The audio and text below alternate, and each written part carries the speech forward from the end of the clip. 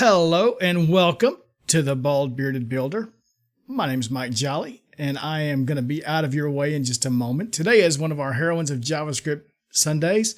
I've got a special guest who's pretty happy to be here. Can you tell him hey? Hey. Do you know what we're doing today? Streaming. We're not, well, we have been cleaning all day, that's right. I said streaming. Streaming. Oh, yeah, you're right. I'm sorry, I got my earphones in, so I can't hear you that well. Here, let me pull one out. They heard you just fine. Bobby Johnson's here. Hey, Bobby, great to have you. Chris Jones is here, Ancient Coder, TBD Gamer. Look at all the dogs that Bobby put on the screen for you. Jonathan's here. So many friends are here. That's funny. What's funny? Not you. Not me? That's true. All the support I get at home. All the support I get at home. This is a Heroines of JavaScript Sunday, and we have a great guest with you. With you. They're not with you. They're with me. Hey, I was talking first. Sorry, you were talking first? Yeah. Go ahead, sorry. We have a dog. We do have a dog. And a cat. And a cat, that's right. So what you can't see is off stream, our guest, Tara Manicsic, is that right? Okay. She is showing off her dog, and Nate's kind of distracted. Bobby wants to know what your name is. What your dog's name is. Kashi. Kashi. Is that like the food? Yes, it is. You can say it loud. Yes. Yes, it is like the food. Kashi. And we used to have Matzah. She was our dog too. I don't know why we had a bunch of Hebrew food named animals. Copper Beardy is coming in with a rate with 6 people. Welcome, Copper Beardy and friends. You're just in time for our Heroines of JavaScript Sunday. Nate woke up ready to stream with us. He's tired of the girls getting to do the interviews every 2 weeks. He wants to participate in some way, so he's going to help us start, right? Right. Say, it's time to pick a candle. It's time to pick the candle. Okay, let me get it right. We'll get it set up. Let's do candle, start. We'll go for like 90 seconds voting for the candle to code by. Hey, let's do the unicorn one now. You want to do the unicorn one? Yeah. Oh, you are such a mean boy. Me? Somebody voted for unicorn. We don't want unicorn, though. Unicorn is a very sweet candle. It's like sugar in a candle. But the rest of them, see, we've got wet grass, whiskey, tobacco, and Christmas. But we never thought to do unicorn. We have done unicorn plenty of times. The only reason we have unicorn is one of our viewers, Copper Beardy, sent us unicorn to be a troll. So there's a 3-way tie. I'm not voting for horrible smells when Nate is there, says Ancient Coder. What horrible smells? The whiskey's pretty strong. It's pretty bad. Tobacco is the best, though. Christmas tree's not bad. Unicorn is not. It's a 3-way tie right now.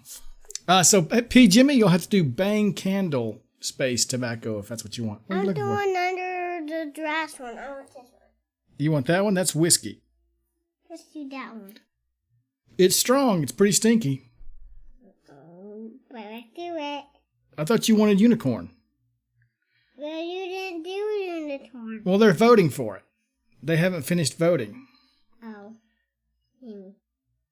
Almost, P. Jimmy. There you go. Oh, tobacco slipped in and won at the last minute. P. Jimmy saved me. Thank you, P. Jimmy. So tobacco was the winner. We haven't had tobacco in a long time. It's this one, the big one. See it? You want to smell it? Yeah. Does it smell okay? Yeah. I think so. You think so? Can we light it? Yeah. The other one.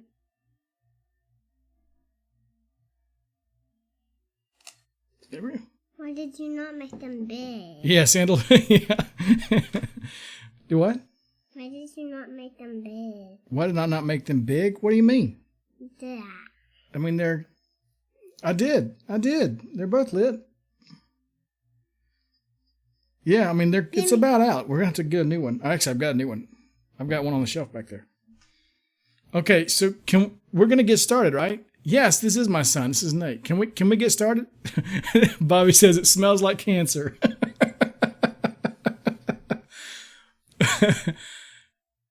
So we're gonna start going in with the interview now. Is that okay? Mm-hmm. Can you go? Tara said, "Thanks for joining us." Now, what are we gonna do? What are we gonna do? Now we're gonna have an interview. Can you go watch Dora or something? Can I have one of these? Yes, you can have one of those. Let me get. So, Lauren and I are working on a science project where we're building a hydraulic hand that is hand. Yeah. So, yeah. Well, that's my kind of project right there. But it's controlled. We're going to control it with these syringes. So, like, we're going to have like a cardboard hand and like glue the syringes on one side, and then have hose coming out to another syringe. And when you push the fluid in, it extends out the pump on this side. And when you pull it out, it'll close this one down, which will bend the finger down. So we only need like 10 syringes to do this project. I, of course, being a little extra, bought 100. So Nate wants a syringe to play with. I don't know if that's a good or bad sign. Bye, buddy. Hi. Love you. Love you. And he's out. He didn't even give us a peace out, homie. Bobby, you can certainly borrow some of mine. I was looking at the .NET Conf agenda. I see you on right after Code Rushed. Yeah, I am. We actually did a test run through this morning. So .NET Conf, here I come. Dun dun dun. Or wah wah wah. I'm not sure which one. I'm not sure which one it should be. Let's see. Before we, Lauryn and Layla, did I send you the questions? Can you see the questions? It dawned on me you left the stream because you had to leave. Is it still there? Okay, so we're good to go. So we have the very awesome Tara Manicsic. I just got, this is Alabama. We just got words like a few months ago. We're still trying to get used to them. You know, if it isn't yeehaw, if you can't say it with like chew in your mouth, you know, that's kind of like the way you learn how to speak here in Alabama is, I'm kidding. That's disgusting. Thank you, Jonathan. So we're so stoked to have her with us. The girls have prepared their questions. You know what? It's kind of funny. We experienced this week. At the end of the stream, by the way, we're going to give away a deck of the Heroines of JavaScript cards. Is it really? Does Divya work with you? So you're going to have to help us hook up with Divya because I haven't been able to reach her. So she is not scheduled. I've got several that aren't scheduled. Simona, I haven't been able to reach Simona. Yeah, there's great ones. Beth Lang, Kara Erickson. I never can say this one. I should go. You got to hook me up with all your friends. Nitya. It's a great one. We did Emma. We did Alyssa Nicole. We've done Jen Looper. We've done Natalia. Yeah, she was a lot of fun. We've done Stenamira. We've done Sarah. Diana Rodriguez. Super funny. Allie Spittle. We've got, in 2 weeks, we've got Suze Hinton. Noopcat. No Upcat, yeah. But I can't reach Joe Franchetti. All of these are super cool, but I'm like, I can't reach them. Either they've got Twitter DMs turned off, which I understand, or whatever. Angel Banks, and Angel Banks, I don't think is like too far away from me.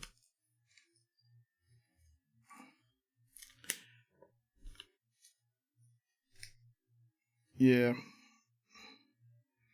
And then another coworker of yours.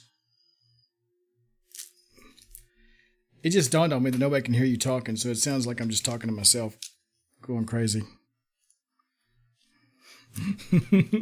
This is a fascinating interview. Fascinating. Mike talks to himself. First the hair went, and then his brains. It's migrating south is what happened. It's getting wintertime. Okay, so I'm gonna get out of the way. Let's jump right into it before I waste any more of everyone else's time. Oh. My, how Tara has changed. She loves the camera. Superstar. See, that's a great view right there.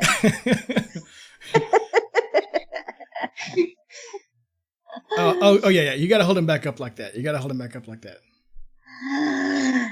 Douchey. No more JavaScript. She loves JavaScript. TypeScript the world. So she is she doesn't care about type errors. So welcome, Tara. Welcome, Lauryn and Layla Yeah. from the next bedroom. So happy to have you. We've been doing this for, I guess, about 10 interviews now. I actually won a deck of the Heroines of JavaScript cards on a stream a long time ago, it seems now. Yeah. And I thought, how great would it be to let my daughters have a chance to interact with these amazing ladies? Because, you know, I want them to feel empowered that, you know, while they love stuff like dance and art, they're amazing at both, singing. I want them to be, to know it's available to go into like a STEM field, whether it's mathematics or science or whatever. And they can do whatever they want, but I don't want them to feel like they're segmented into a certain thing. So that's why we kind of started this. It's been a lot of fun. I think I've had a lot more fun than they have, but that's okay. They've gotten, if nothing else, they've gotten really good at interviewing. They've really improved there. I'm really proud of them. I'm proud of them regardless, except for Layla. She's a jerk. But did I say that out loud? I like that Layla took a second, like, haha, wait. Yeah. Yeah. Oh, wait. He said Layla. I thought he said Lauryn. I was okay when it was Lauryn. But yeah, we're so happy to have Tara with us, and so happy to have all of our friends with us. Dad freeze. Did I freeze? Did we all freeze? I think we all did. I'm not frozen. We're all frozen. We were just too funny. Oh, are we back? No. Yeah. Yes. We could. So we're not frozen. We're all back. So yeah, I'm so happy that Tara was able to join us, and you know, we found a problem with this. This is the first time we've kind of come into this issue with the Heroines of JavaScript series. Is these cards were made, end of last year, something like that. They're a little outdated. So I went through the questions. The girls always put together their own questions. I'll give them feedback sometimes, but 99% of the questions are theirs. But this week, 2 of the questions were, what is progress? And what do you do there?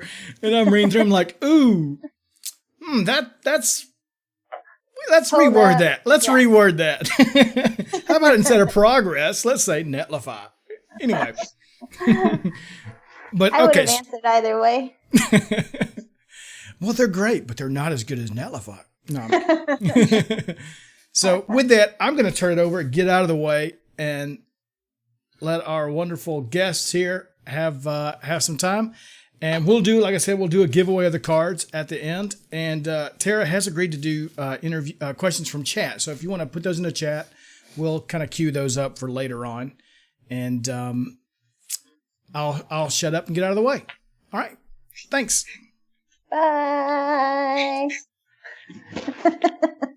She's really good at waving, isn't she? Lovely. Or being shaken. So, can you tell us about your background and how you got into programming? So, my background is a closet and some... No, I'm just kidding. So,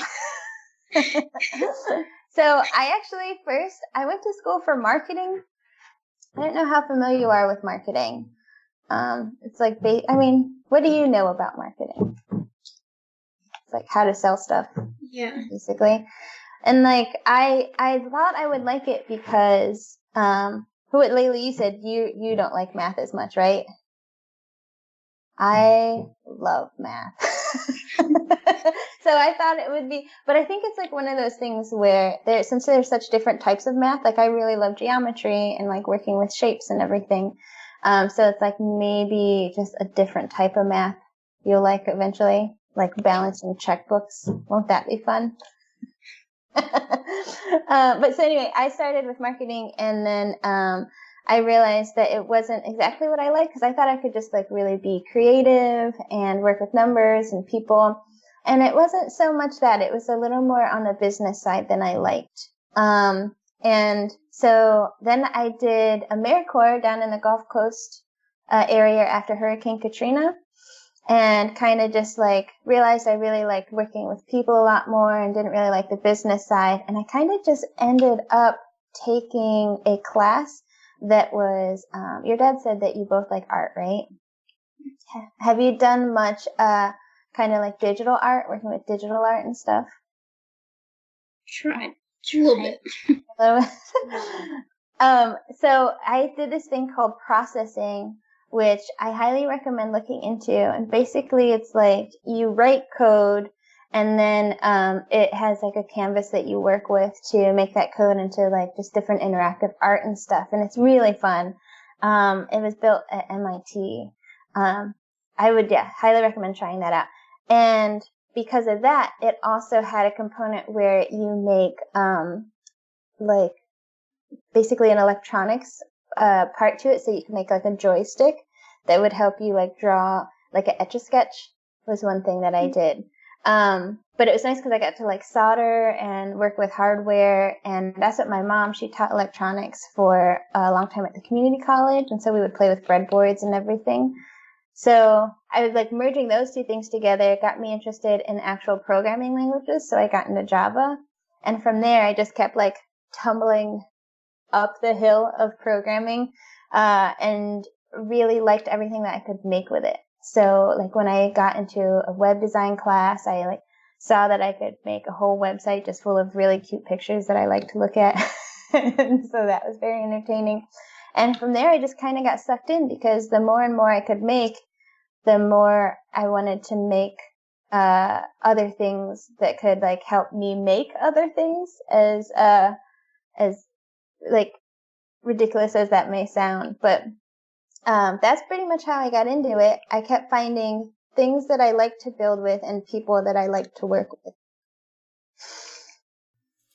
Hey, Lauren and Layla. Oh, it's dark. Oh, that's so creepy.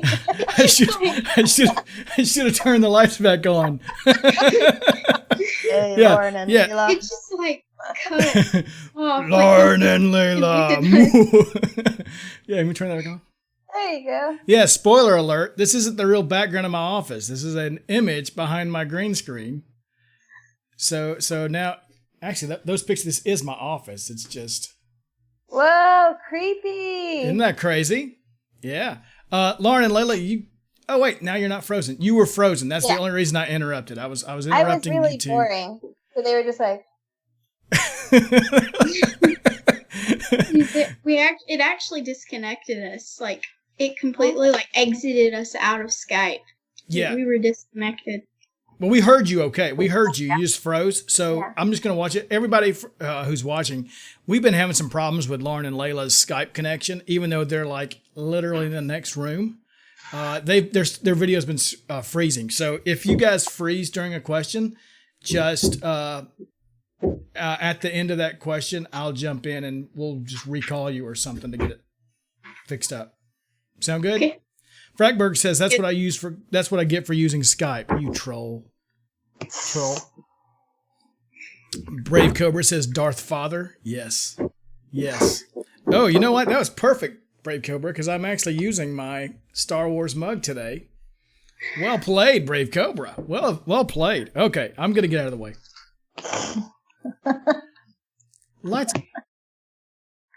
Oh, that's just so weird. Mm.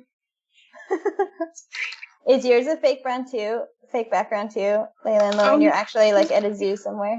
Ours is very real. It's very, very real. All right, what's your next question? What is Netlify? So Netlify is a really great way to like build and deploy and just manage the websites you make. So when you make a website, you put a lot of work into doing that, but then you have to kind of like give it to the world, right? And that can be it can be a really hard process because like you're basically putting all of that code that you built up into a server somewhere in the world so that people can take it off of that server and have it on their screens. And it's like, can be anywhere from like 2 people to 2 million people.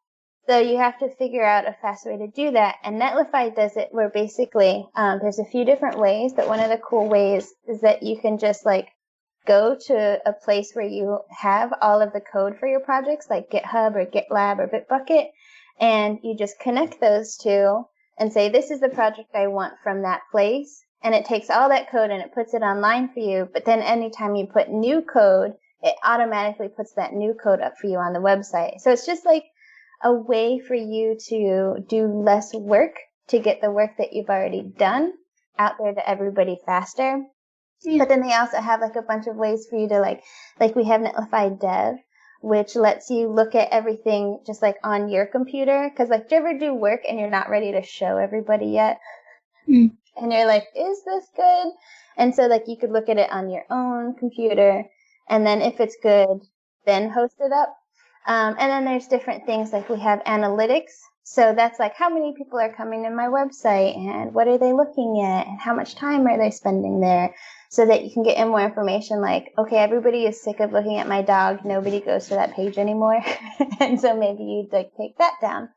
And then have you heard about like serverless functions before? Has anybody talked about that on the show yet? So it's really cool. It's a way to like run code that you have not on your computer so that you don't have to run it every time. The computer does it for you. So say like you wanted I don't know, like a clock to update or something. And so you could just say, hey, every minute change what this picture is. And so you don't have to press a button every minute. Instead, the computer runs that code for you. And then like forms, you filled out a form before, I take it. Yes. So we have like forms, and then that like it does all of the functionality for you. So when someone fills out the form, it like can put it into a spreadsheet for you, so you don't have to do that. And then lots of fun stuff. But you'll see. Have you built any websites yet? Not yet. No. Oh, you should. I think you'd really like it. I think you should both build a history website. Say about that. Well, if you ever want to, ping me. We could build one together. Yeah. All right. Do you think you get the gist of what Netlify is? Yeah. We'll have to send you some stickers. I wonder if I have one. We have some really awesome cat stickers. I'll have to find a place to send you stickers. Just let me know and I'll send you some cat stickers.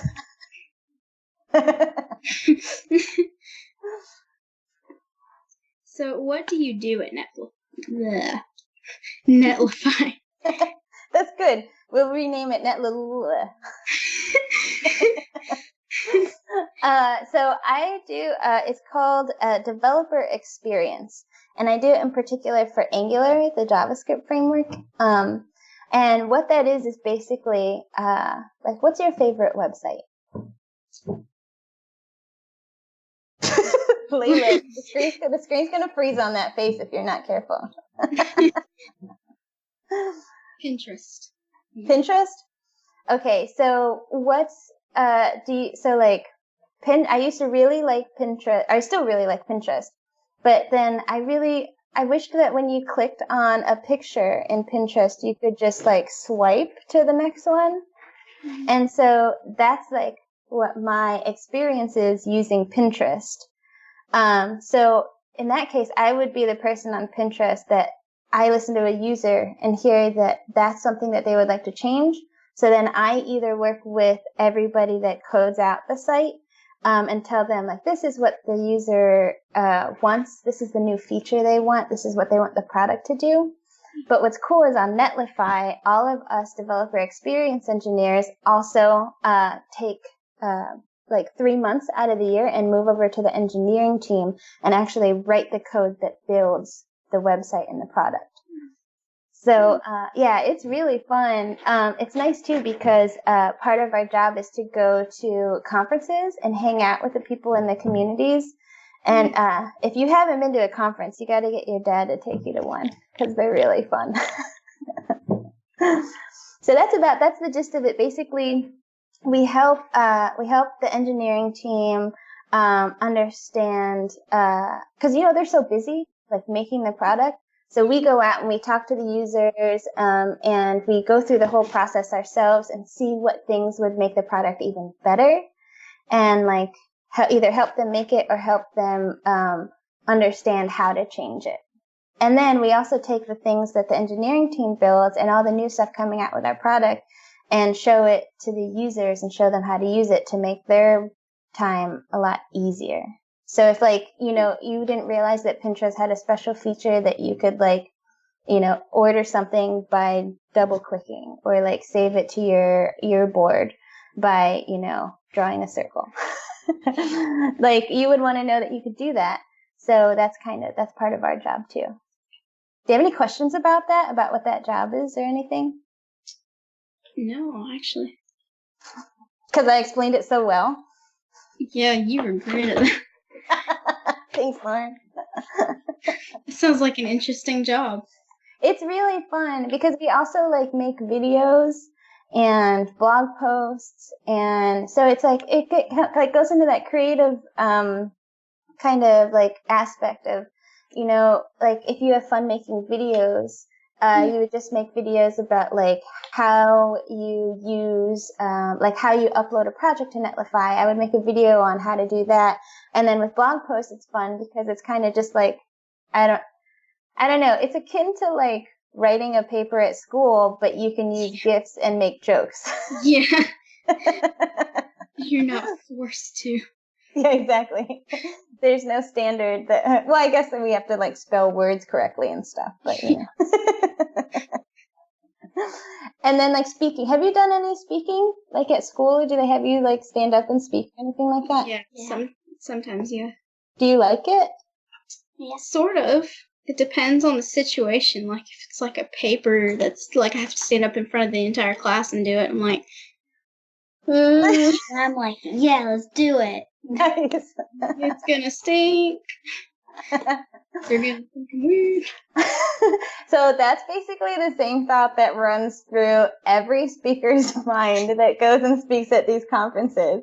Because it is really intimidating because you're standing, and these are like your peers, right? Just like your classmates. And it is just like, oh, you do have those thoughts. You're like, this is going to stink.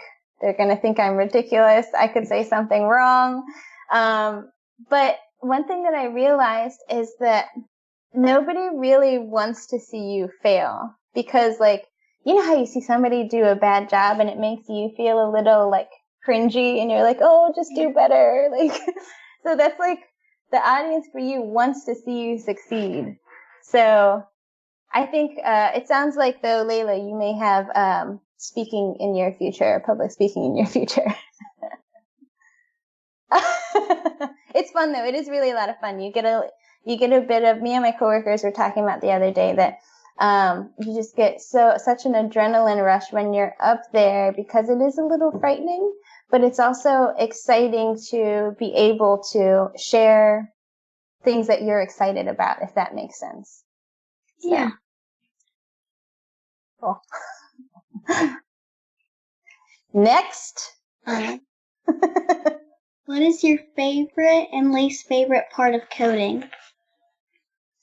So, let's see. I feel like you might get this answer a lot, but like being able to make stuff is real fun. Like, what's some stuff that you make in your free time? Well, I like to In draw. general. I like to dance. Oh, nice. So, like with drawing, like when you like actually finish a piece that you're happy with it and it's all the way done, like isn't that such a nice feeling? Yeah.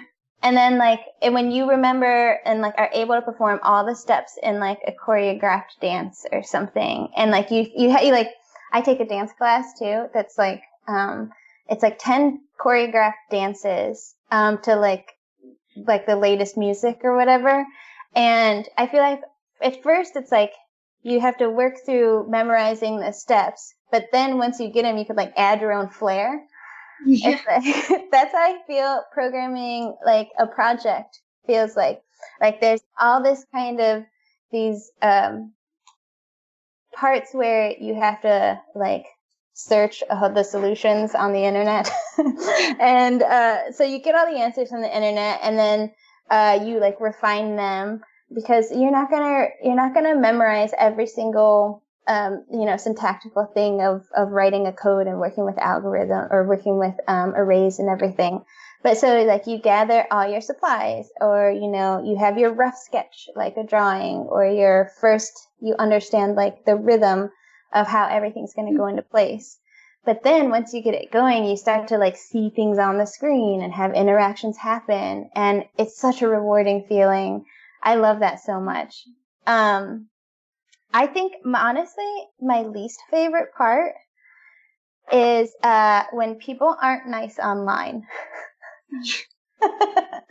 It's like because a lot of what we do in programming is we kind of lean on each other. So like with open source projects and everything, we are really dependent on people advancing the code that we work with. And it's so nice of them to like put their free time into making these things that make our projects happen better and quicker. And then so when people aren't nice to those people, it's really frustrating to me. So that would be my favorite and least favorite part. But I think the more nice people we bring into the community, I think it means that my least favorite part can get better and become my most favorite part. So, what is your favorite coding language? Definitely JavaScript. And I know that not many people, I know that some people may find it fun to kind of hate on JavaScript, but let me tell you why I think it's so great. There's this, so a standard for the language is basically, so if say like with drawing, what kind of drawings do you do, Lauren? Like drawing the people and I don't know. So Stuff. Wait, what stuff? Stuff. Just Oh, stuff. cool. Real descriptive, Lauren. I like drawing stuff. And then what kind of dance do you do, Layla? Stuff.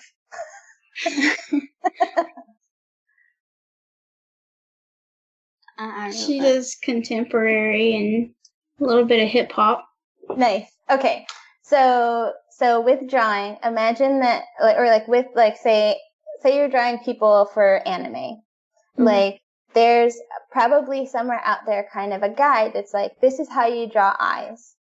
And then because of that, every anime that you look at, you'll easily be able to recognize, oh, that's the eyes of the character because they're all drawn with this kind of guide of how they look. Mm-hmm. And then say like with dancing, like your favorite move is probably the body roll, right? Just kidding. You had to think about it. I like the body roll, but say it's like so when you do the body roll, you have to start with your head back, and then your shoulders back, and then your chest back. So there's like kind of like how you do it, like a standard of how you do it, so that everybody isn't like, what is Layla doing right now? Like, you know how to do it. So it's like basically universally there's a way to do these things. That's kind of what ECMAScript is to JavaScript. It's saying like, here's a standard of how we write JavaScript. But what's cool is it evolves. So they find things of what they would want to change with the JavaScript language. And then there's a committee called TC39, Technical Committee 39. And it's a bunch of, again, volunteers that go in and figure out how to add these new features to the language to make it easier to use. So like one that may seem kind of boring is like there's a trim start and a trim end. And so it's basically you could get like, when you enter a date or something into a form, they take that information and they put it into code, but then somebody accidentally hit spacebar 5 times before they entered the date. So then you would do trim start and get rid of that. And that seems really simplistic, right? But it didn't exist before. So people would manually have to go in and use the trim function from a library and do that and say like, this is where I want you to trim it. So there are things like that. And then there are things like temporal, which isn't really, you can't really gather much from that name possibly, but it's working with dates in JavaScript. And so that's like, dates have been really hard in JavaScript because JavaScript was built, I think he took like 7 days. I don't know. Something like that. I always forget. But he took a very short amount of time to build out the language. And so the date functionality in JavaScript wasn't that great. But again, these volunteers are working with a new way to handle date with like daylight savings time. And, this is the different ways that date can be really hard to mess with. So that's why I like it, because it's a fun language to work with. Like, I feel like when you read it, it makes sense. It's much more human readable. And it's nice because it's ever evolving to help it be even, hopefully, better for developers. Yeah. Do you have a language that you work with now? JavaScript. Nice. He does more of the coding. I do more of like the woodworking stuff. Oh, wait, like actual woodworking? Well, with my dad, of course. I can't hold a saw or anything. Yeah, but you could use, you could do a bunch of carving tools and stuff, though. You could make spoons. Have you made spoons lately? No. It's so much fun. It's like, cause it's like you can like sit on a porch and do it. So you just have like some chisels. You could use some hand chisels, and then, why did I forget the name of it's not a pool saw, but, it's a thing you go like this with. Does it look like I'm dancing? Yeah, exactly. Woodworking like this. Nice. Okay, what else? Which talk is your favorite, and which one do you think taught you something? Ooh. So I highly recommend, I don't usually tell people to check out my talks, but I have this talk from the very first Node Interactive, which is a conference that happened on, do you know about Node? Do you know Node? No. So Node is, sorry, Toshi has a cough. So Node is basically, they kind of call it like the back-end programming language that's made out of JavaScript. So before you would use things like Java and .NET on the back. Sorry, I had to put Toshi down. But it's nice because now you can like seamlessly have JavaScript on when you do like front-end work, and then do it on the back end in JavaScript as well, which is nice because then like, you know that language. But now people also use it for like artificial intelligence, machine learning. So like basically like teaching has anyone come on the show to talk about machine learning or artificial intelligence? I don't think so though. No. That's basically just like you're like how you're like teaching your computer. So it's like, here's some information and like store this, and compare it to different things to kind of make the way you interact with like user input smarter. So it's like training your computer, basically. But they do that with that, and then with different things like and the Internet of Things, so doing different electronic stuff you can use Node for. But so it's basically JavaScript all over the place. But anyway, they have a conference called Node Interactive in Portland, and I did a talk called Deploy for Dogs because someone had a talk called, there were like, it's a library called JavaScript for Cats. And so I didn't think that the dog representation was equal. So it's a whole talk where I make Toshi, who where like I have gifs of her just working on a computer. So, and it's a short talk, but I recommend that one because I had a lot of fun. I like dressed her up in glasses and a sweater on the computer. But and then honestly, so like with talks, I feel like I learn something every time I do them. Sometimes I submit talk ideas that I'm like, I want to dig into. I want to find the time to dig into this like technology or language or idea more. And so usually you have like 4 months before a conference. And so I pick something that I know that I'll like have a good amount of knowledge about, but then I learn more because teaching just tends to make you really dig into something further and try to express it in different ways so that when you try to think of other words to describe it, it helps like builds more dendrites in your brain of that topic in general. I keep pushing my desk because I got this new wrist support that's really squishy. I don't know if you can see it, but Nice. so if you see me just going like this, that's what I'm doing.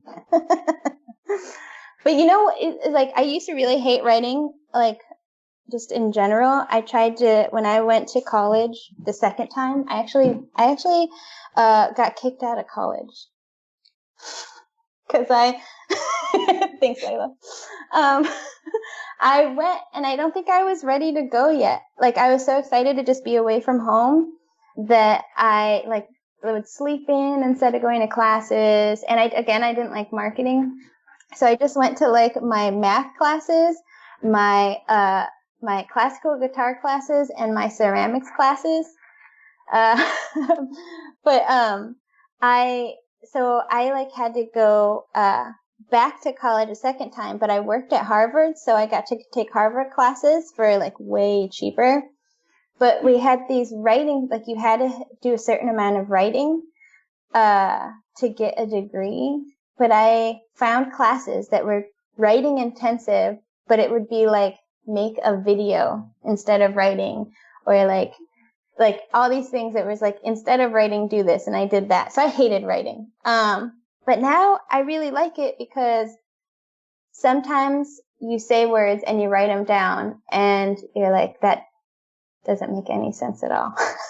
But then when you have to work through it and figure out a way to write things that come across better to people, it's easier. Yeah. You learn a lot. Okay. I took a lot of time on those, didn't I? So, if you didn't code, what would you do? This seems really silly, but I think I would work in a library. I've heard that before. Really? Yes. What was their reasoning?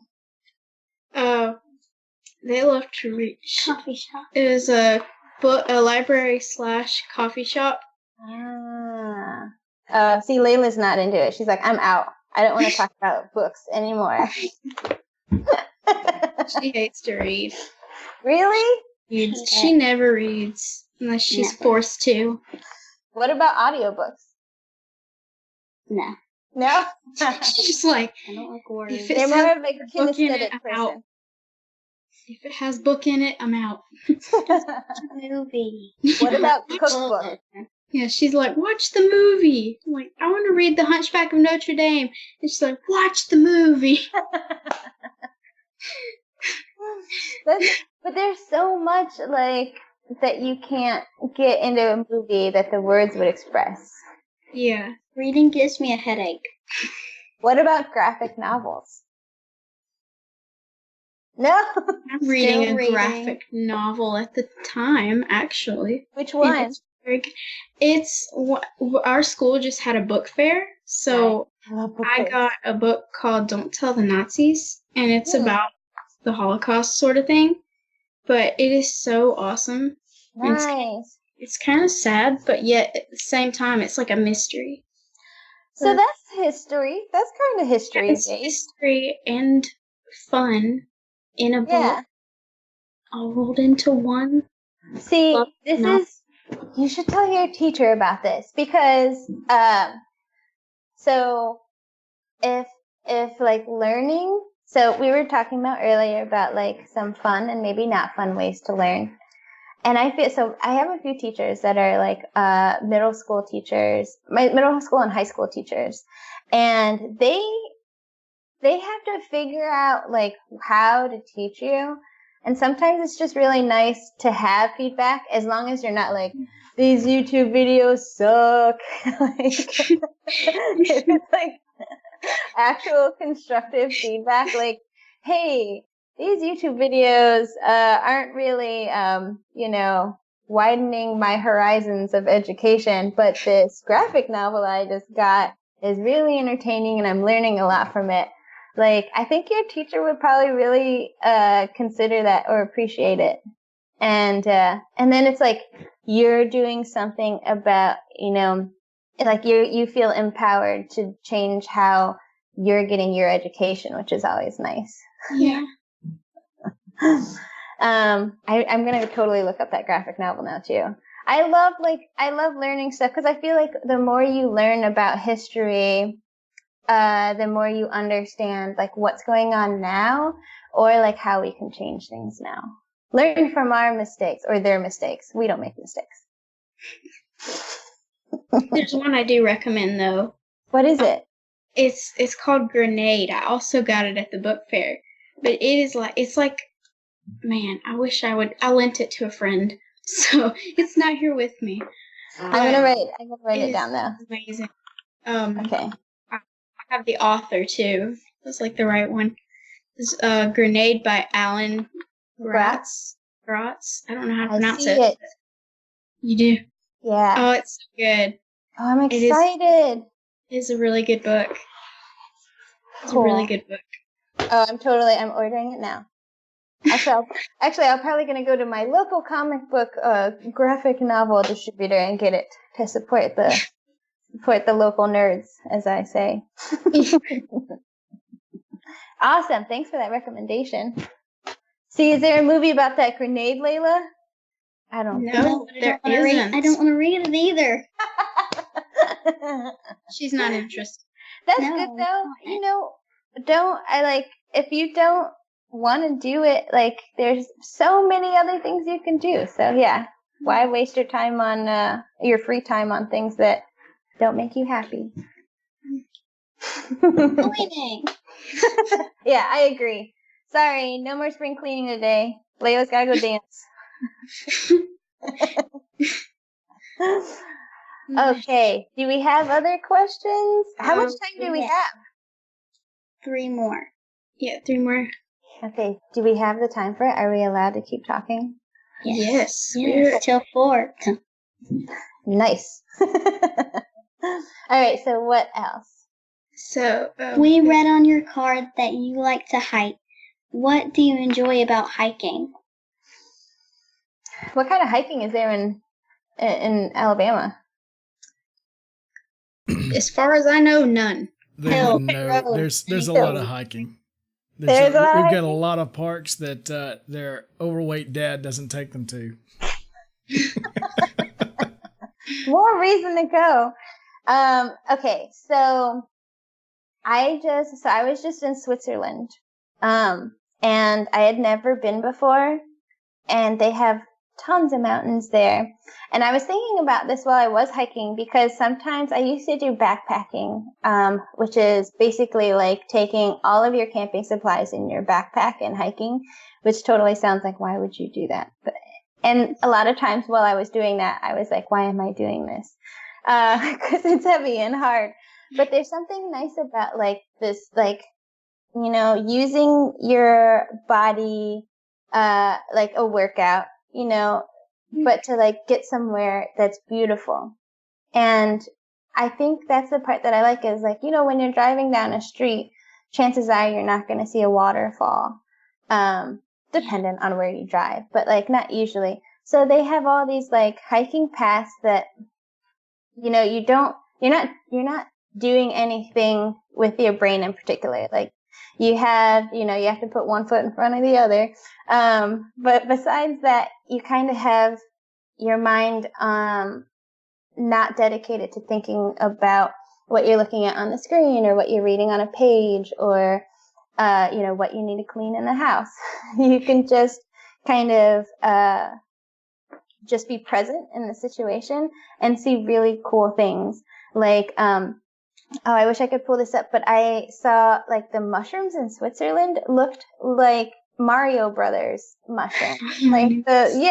It was so cool. It's just like to see that in person. Some of them were like this big. It was, Oh, wow. so that was really cool. Like sometimes when we go on hiking paths around here, we'll see like lizards and snakes, which I love. And, but just also nature does really funny things. Like the different kind of like mosses they grow in different patterns and the different ways that trees grow. It's just interesting to see that. And it's something that you're seeing in person. And I think that's what I like the most. And like fresh air smells so much nicer. I think that seems like such a silly thing, but it's nice. Yeah. So yeah, that's what I like. Now I'm gonna go look up those mushrooms. I have to see them now.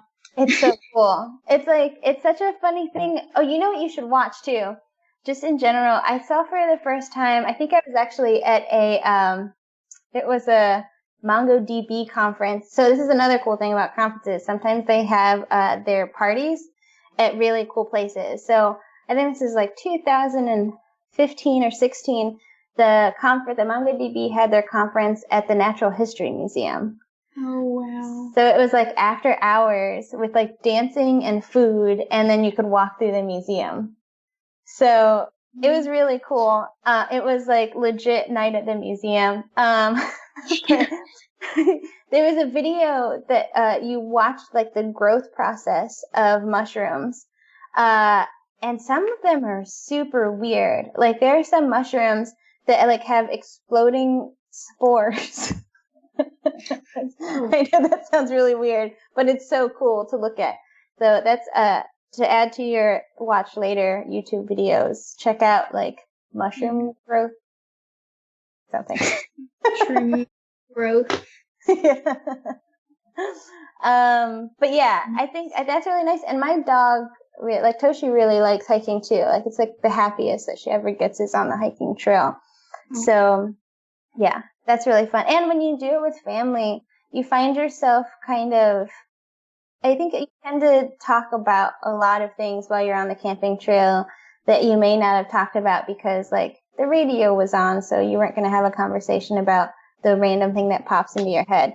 Like the other day I was thinking, do you read much like sci-fi or like cyberpunk or? Not really. No. So I highly recommend it. It's really fun. But for some reason, my mind tends to be on those kinds of things. And so I always wondered, like, what if we became a civilization that we, like, communicated through telepathy? So, like, we could just read each other's minds instead of having to talk. And then I was like, well, I bet that's, like, if you meditate, it helps you clear your mind so you don't have everything running through your mind. I was like, that would be a good way for me to train to do, I should meditate more in case we rely on telepathy soon. And I, like, on a hiking trail, I said that out loud to my family.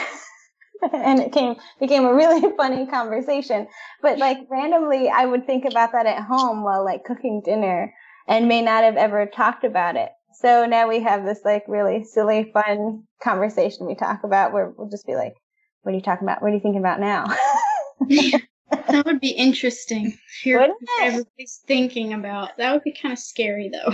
Right? You walk around the street and you're just like, you hear everyone's thoughts. It's See, just that's why meditation would be so handy, because everybody would just be going,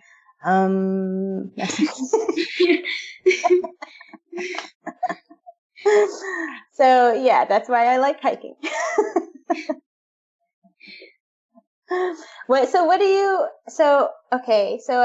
Reading, dancing, do you do much outside? She does. I barely do anything outside. You can read outside, huh? Yeah. Yeah. What do you do outside, Layla? I play. Like what? Like doing what? Well, She will go ride go-karts with her friends outdoors. They will play kickball, Kickball, football, baseball. dodgeball. No. Doesn't end well, but there was like one time it didn't end well. We won't talk about that, don't worry. Thing.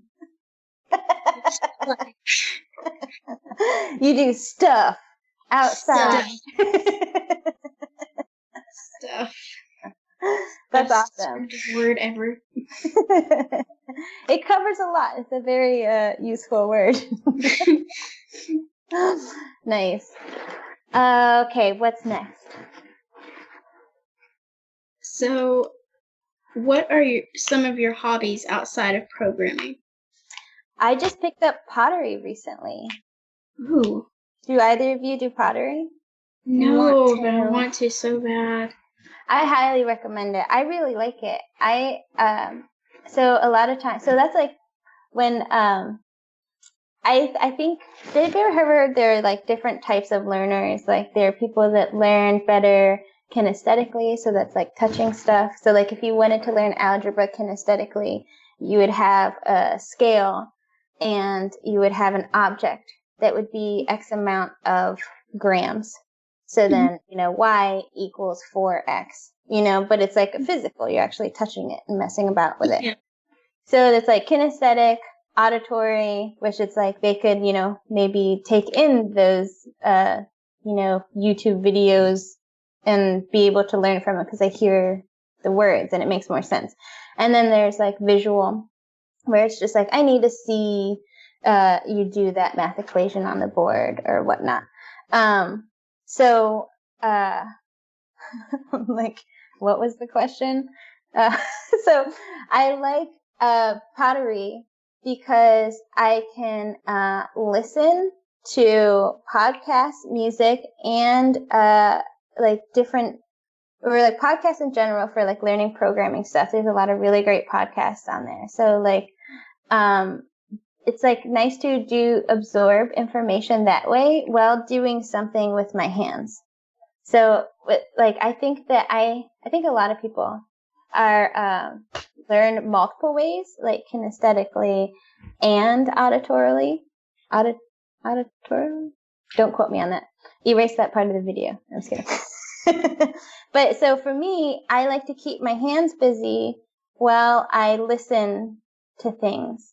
And that way it's like I can kind of soak it in more. Because it's like, how they say that sometimes like people who have lost their sense of vision have better auditory skills. Mm-hmm. It kind of feels like if my mind is distracted by something my hands are doing, I can absorb and pay attention more to what I'm hearing. So like I'll doodle in class. Yep. And that makes me feel like I do. You do that too? You do that too? My school books are covered in mine are too. just random shapes. Gotta look at my English notebook. Oh yeah, your English one too. What do you doodle? Sometimes I'll draw people just in my lines. book. I draw animals. I just draw whatever comes into my mind. Nice. I was Stuff. Layla. I draw lines. Yeah, when my teacher tries to put me to sleep, I draw to keep myself awake. See, like, if you could come up with a gentle way to give that feedback. But yeah, I feel like that really helps. And so, and it's fun. Like, funnily enough, I don't have anything on my desk right now that I made, but sometimes I seriously made 18 cups. Like, I probably don't need 18 cups, but it was nice because it's just like on the wheel, it's really cool because it's basically like you're just touching in one spot, but it's forming the whole thing that you're making. And that's just, I don't know. There's something super relaxing, and meditative about it. So do you have a place by you that does pottery? Not very close, but there is a place that we've been to before that does like pottery and stuff. Nice. That, and I just picked up sewing recently too. And I like to make things I can use, if that makes sense. Yeah. Like, so I'll probably so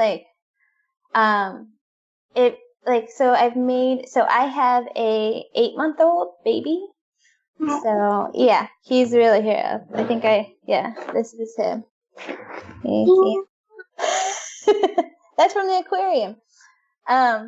So I breastfeed him, and they don't make clothes that like work well with that because you have to he eats whenever he wants to eat.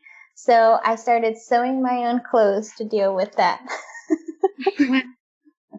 So that's really fun. So yeah, I like to do hobbies that I can make stuff that I can use.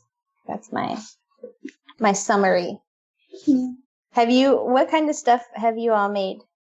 Like anything from food to stuff? Well, we are about to make that whatever Dad said. Hand thing. Oh yeah, that's right. Yeah. And then what else did we do? We made at school.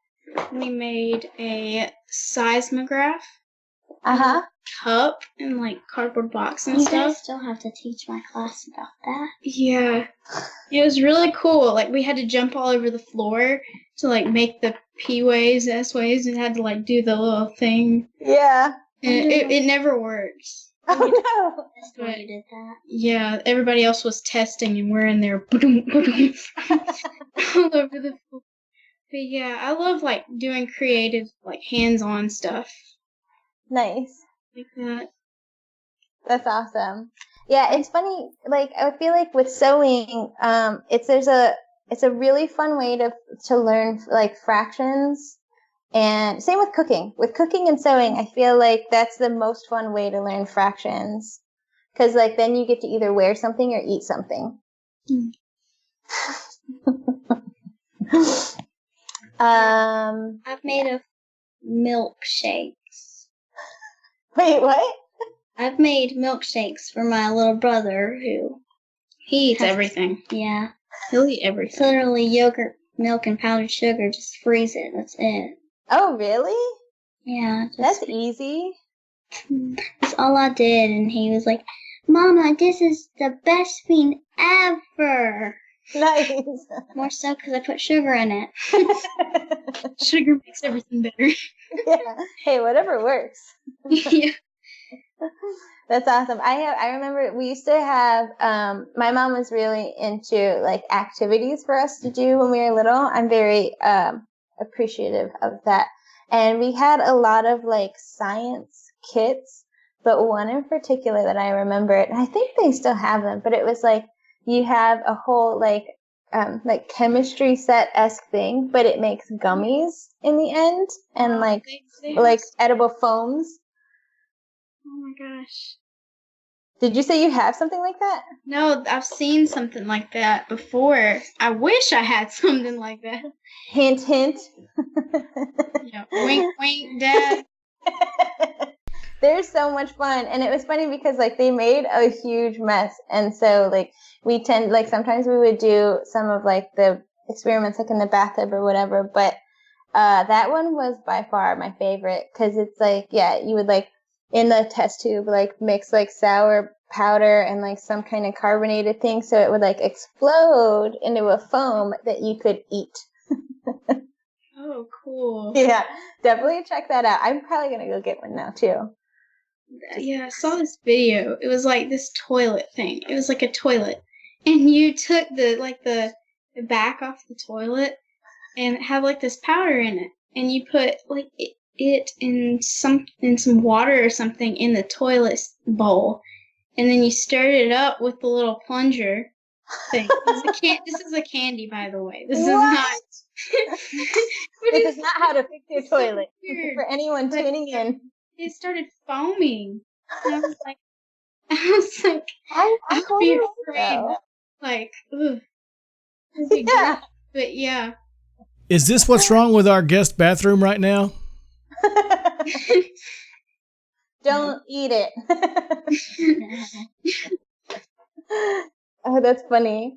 But yeah, those kids are super fun. Yeah, and I bet they have tons of pretty awesome ones now. I don't know if regulations have changed since I was a child, but yeah. Definitely learning things that you can eventually use or eat is a big recommendation of mine.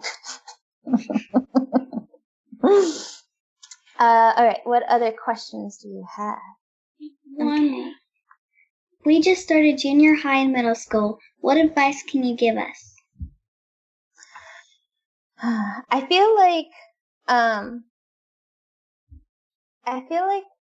the more you can do, like when you find something that you like in school, not feeling like you can only, like say you like a writing class or something, it's fun to also look online for different prompts to write. So it's kind of like taking as like, it may not sound as fun, but like doing stuff that you learn from outside of school that's like related to it. But especially like taking stuff that you don't like learning outside of school, like history, and finding different ways of how people teach it online now. Because so much exists online now that can teach you so much more, like even if it's not, or like not that it teaches you more than what school can teach you, but like adding on to what you can learn at school, that are like really fun. And I feel like, so say you have to learn about like board of elections or something in history class, like chances are you can find some pretty cool stuff that explains it in many different ways online. Does that make sense?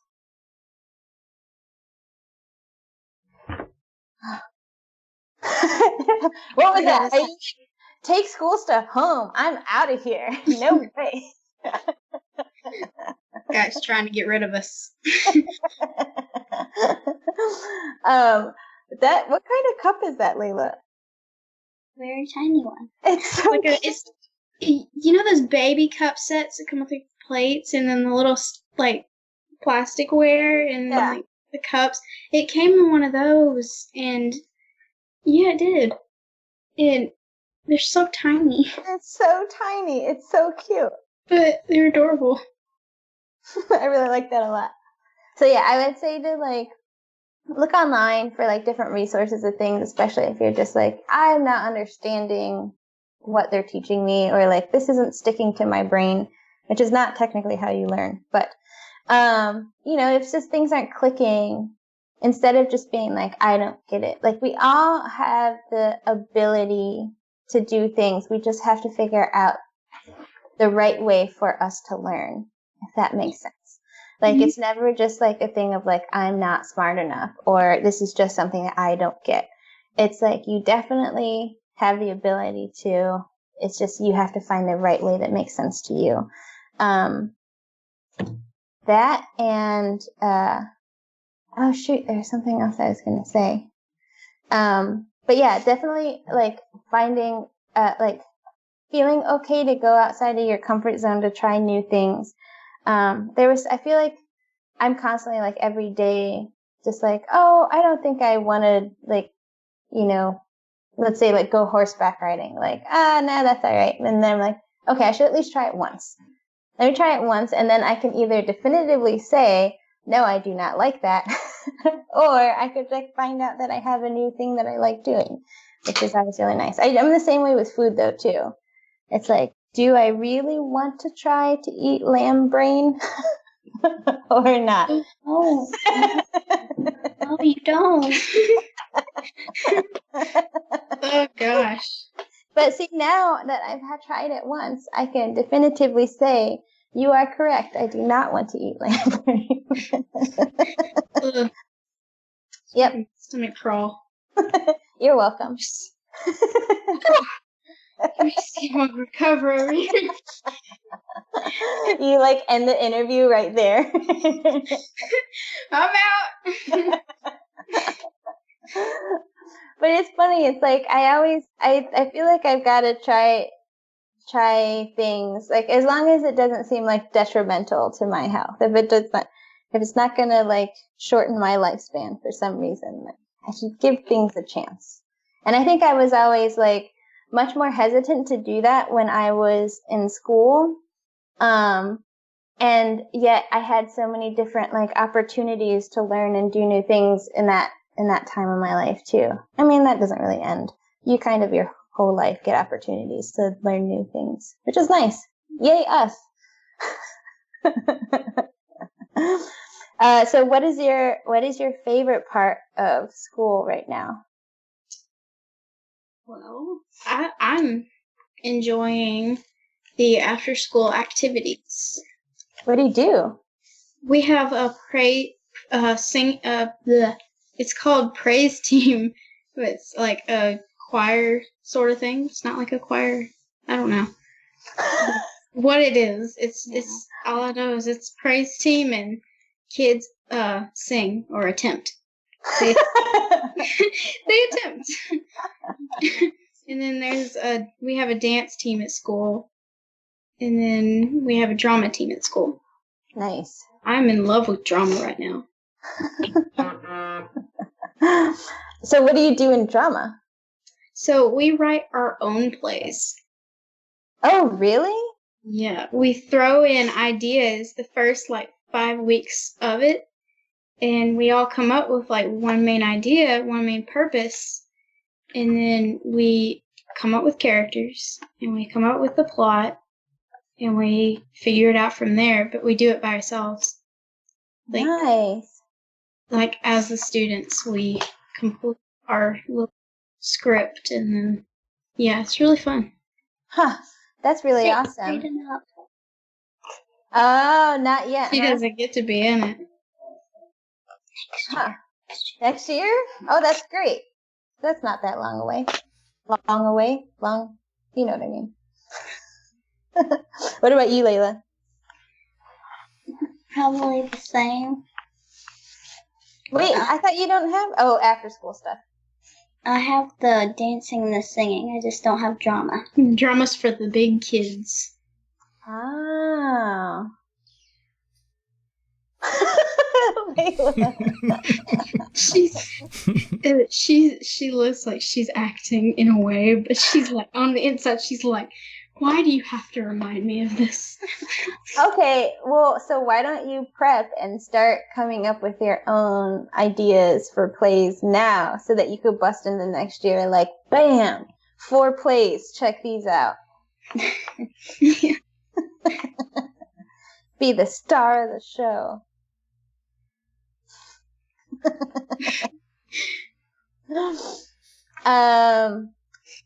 That's awesome. Yeah. You know, I can't believe, girls, she asked you what stuff you've made. You didn't mention Lauren, you've made that work table that's down in the one in my basement. Yeah. So I built a woodworking table. It's on casters. It rolls around. It's 7 foot by 3 foot. It's a big table, and she helped with all that. Measuring and cut. You didn't really cut, but you helped me cut all that stuff. Yeah. Even screening in the back porch.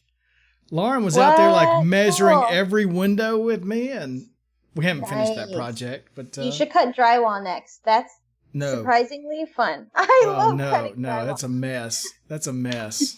It's really really fun because you like so it's like you have this really cool T bar that you like score it, and then you can like you're not technically supposed to karate chop it to cut it, but you can like kick and punch it to like you score it and then like can break it. And then it's fun to learn like measuring wise. You have to look at the wall and see like where you have outlets or like light switches. And then you have to basically transcribe or like bring those measurements over to the piece of drywall. And it's great because it's like very specific numbers so that when you have it right, you put it on the wall and it like fits seamlessly like onto your outlets and stuff. It's like a very rewarding feeling. I don't recommend doing the whole like taping and plastering and sanding. Just leave that to the professionals because that part's boring. And it's messy as can be. It's yeah. Oh, it's awful. Well, yeah. I mean, you two have made a lot of stuff. You've made a lot of different foods. I guess you just don't remember. You should keep a log of this. Yeah. It's really fun to look back and be like, wow, I accomplished so much this year. Whenever you have your first job, wherever it is, if you keep a log of all the things you do, especially, I feel like you two are like do a lot. And so that means usually more money. So you keep a log, you let them know all the things you did, and then you say, pay me more now. Check, please. Ecomath had a question. Says, can Lauren fix the drywall hole that we cut into my house to replace the baseboard heater with a cadet wall heater? No, we don't do sheetrock here. We leave that to people who want to handle the mess of sheetrock. I want to handle the mess. And Tara's all like, I'm all pro sheetrock. I really get the feeling she just likes to do the karate chops.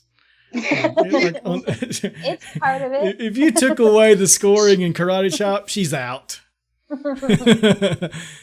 There's no way to list it. I try to look for job listings of karate chopping sheetrock. I haven't found it yet. Yeah. So Tara, we have a few questions from chat. Cool. Bobby Johnson says, this is from earlier on in the conversation. Wow, AmeriCorps. I would be interested in hearing about your experience getting involved with them and what project you did while there. You would be interesting, Bobby. Full disclosure, Bobby typed it correctly. Again, we just got words a few months ago, so that's I learned to read. Maybe Lauryn and Layla, I think you need to help your dad there a little bit. Yeah. With those word things.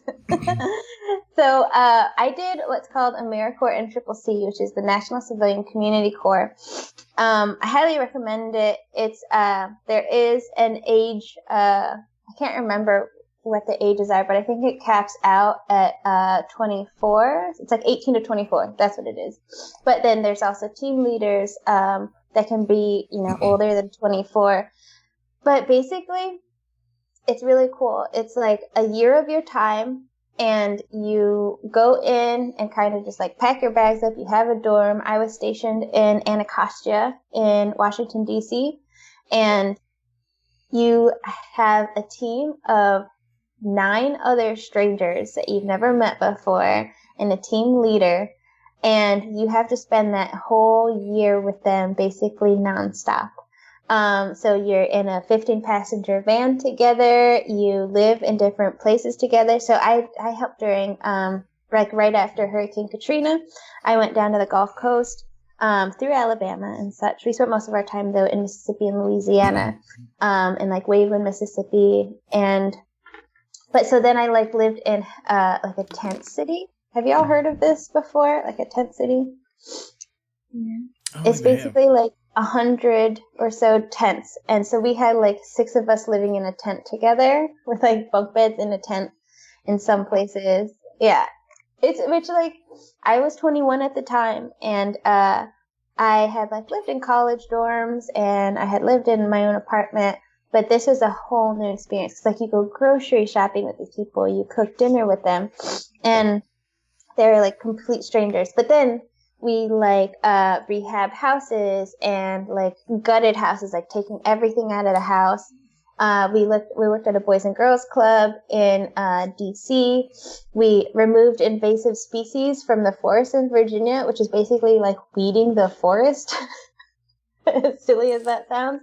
But there's so many plants that come in from different places around the world that end up like killing the trees that we have that are native to our forests. But we helped with taxes. We helped with organizing volunteer people who are coming down to like St. Bernard Parish in Louisiana and such. But it's great. Like they also kind of give you a stipend at the end to use towards your education for that year that you served.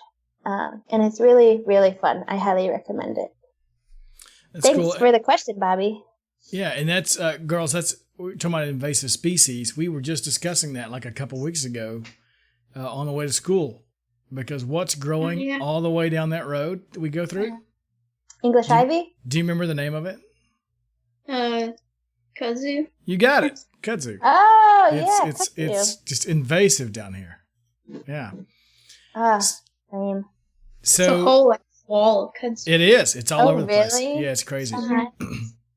You know, we have a friend who it was one of his high school projects, and I want to say he got like some kind of national award. I don't remember if it was like MIT or maybe Duke or something, but he found a like natural way to kill kudzu, and basically it's using sweet potatoes.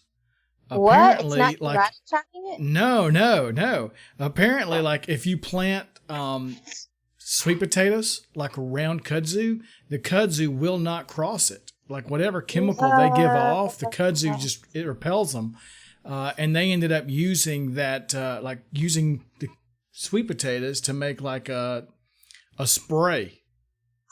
And they would spray, and it just destroys them. It's crazy.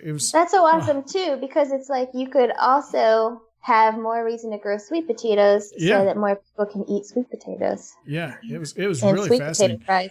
I don't know how you think that up. Sweet potatoes. Yeah, sounds good. Sounds better good. than lamb brain. I wasn't hungry. It's true. It's true. Am now. That's not a very high threshold to cross though. So Robert Tables asks, do you miss working on hardware, and do you still do that in your non-work time? Yes and yes. And wait. That's the end of the answer. Question that wasn't asked, but there was. I do work at so on my last job I did like component library work, and we have database storage and management for Netlify, which means that I can make demos to work on hardware for my actual job now. So that's another shout out to doing a job like developer advocacy, evangelism, and developer experience engineering, is that you have to think about all the users that would use your product. And so if you have people that would use like Node in particular, like the input-output process management was really good in using JavaScript and Node. And so it's good for IoT. So then I, should definitely figure out projects that I have to use hardware for to get some IoT information into our databases. And that's how I get to make. So I did a talk at OzCon, which happens in Portland. And there's a microcontroller library called Tessel. It's hardware and library. And so I was able to make a project that I made a sensor for the moisture and the light that would go inside the plant. And I soldered it all up, and it basically would listen to that sensor, and if it was too dry or wasn't getting enough light, it would use a progressive web app. It would use an API to send a push notification. An API is basically like a library that that makes it easier for people to talk to your projects, to have to get information put in and taken out of it. So I used that for the ability to, how you get little pop-ups that tell you oh, it's time to breathe, because you didn't know to do that already. So it's like that. So I had the application have a little pop-up of like a plant with X's for eyes, like the plant's not getting enough water, hurry, water it. But so I got to like make those sensors and do all that hardware work, which was nice. But when I got to the conference, I had forgotten to bring a plant. And so I was like, oh my gosh, how do I give this talk and like use the moisture sensor to show the data? So I found a lemon. There was a lemon in the speaker's room, and I just like shoved the sensor into the lemon that obviously has moisture in it, and it was able to give. So it was like a pretty interesting. Instead of a plant sensor, it was just like stuck inside of a lemon for me to give. I was afraid this was going to go with, luckily I had brought my 8th-month-old and inside the diaper. Like, this is going in one way or another. That would be an interesting sensor. You'd still, I think the X eyes would still be appropriate there. Yeah, exactly. Especially, he started solids now, and I don't know if you know this with Nate, but like, have you noticed it? Like, let's see, how old were you when Nate was still in? Like, I think it's around 1 year old when diapers start to get real stinky. They have experience. They have experience with that. But yeah, so I definitely I would miss working with hardware if I didn't find more opportunities to do it. But it's kind of one of those things like that. Another real great privilege of that job is being able to have your autonomy or like your ability to choose what you want to work on. So yes. Yeah. And Layla, that sounds a lot like the project we've kind of worked on, doesn't it? We were like checking the moisture of the vegetable planters. And in our case, we're not doing pop-ups. We're controlling a solenoid valve to turn on the water because we're too lazy to see the notification and actually go out there. This is Alabama. It's 100 degrees outside. We're not going out there. The plant can fend for itself. That's really cool. I recommend checking out Tesla because it's like basically the microcontroller has all these kind of like plug and play modules. Mm-hmm. So you could add like a camera module that just like plugs into the board, and then you use the Node package manager, which like has all the code in like a file that you just install and can just talk to that. So you don't have to straight talk to the microcontroller, the board. You can install this library. So you could be like on data send to blah blah blah. So it's a little more human readable, but it's pretty fun. Tesla. Yeah. We started writing that in C# on a Raspberry Pi, and then switched to particle boards. Are you two playing the fuzz, the background fuzz? Lauren was going anonymous. That's why. Yeah, that's what it was. Yeah, so we were doing that. Let's see, what was the next one? Who asked this? I should have read who asked this. Oh, okay, yeah. So this is too long to put in there. I'm gonna put in a part of it. It's from Robert Tables. Again, in the past, a lot of conferences have tried to improve diversity, but a lot of speakers were talking about non-technical topics. For example, on diversity itself. Are you noticing any meaningful shift toward more women in tech being outright selected for the technical talks, or is it still an improvement point? In your experience, of course. So, I've only given technical talks. And I think that a lot of times, I think so that's pretty tough because this is always on like the onus lies on the conference organizers. So, or like the responsibility lies on the conference organizers. Because there are like, as you know, from the card deck, from the, Heroines of JavaScript and beyond, there are so many diverse and like underrepresented people out there who are very smart and very technical. But finding them or inviting them isn't really that hard of a thing to do. So I think it's a lot of, I'm seeing a lot more effort, in conferences to, pick out the people they want to speak and have them speak. And what's really nice is a lot more conferences are doing first-time speakers, because it's really daunting to submit your idea. And like, as Lauryn and Layla know, like, you're like standing up and talking in front of peers is hard and intimidating. So to like volunteer yourself to do that isn't like the most knee-jerk reaction for most people. So let's see. In my experience, I am seeing more. I've been to a lot of really great conferences lately. I just spoke at Front Conference in Zurich, Switzerland, and they had a great lineup.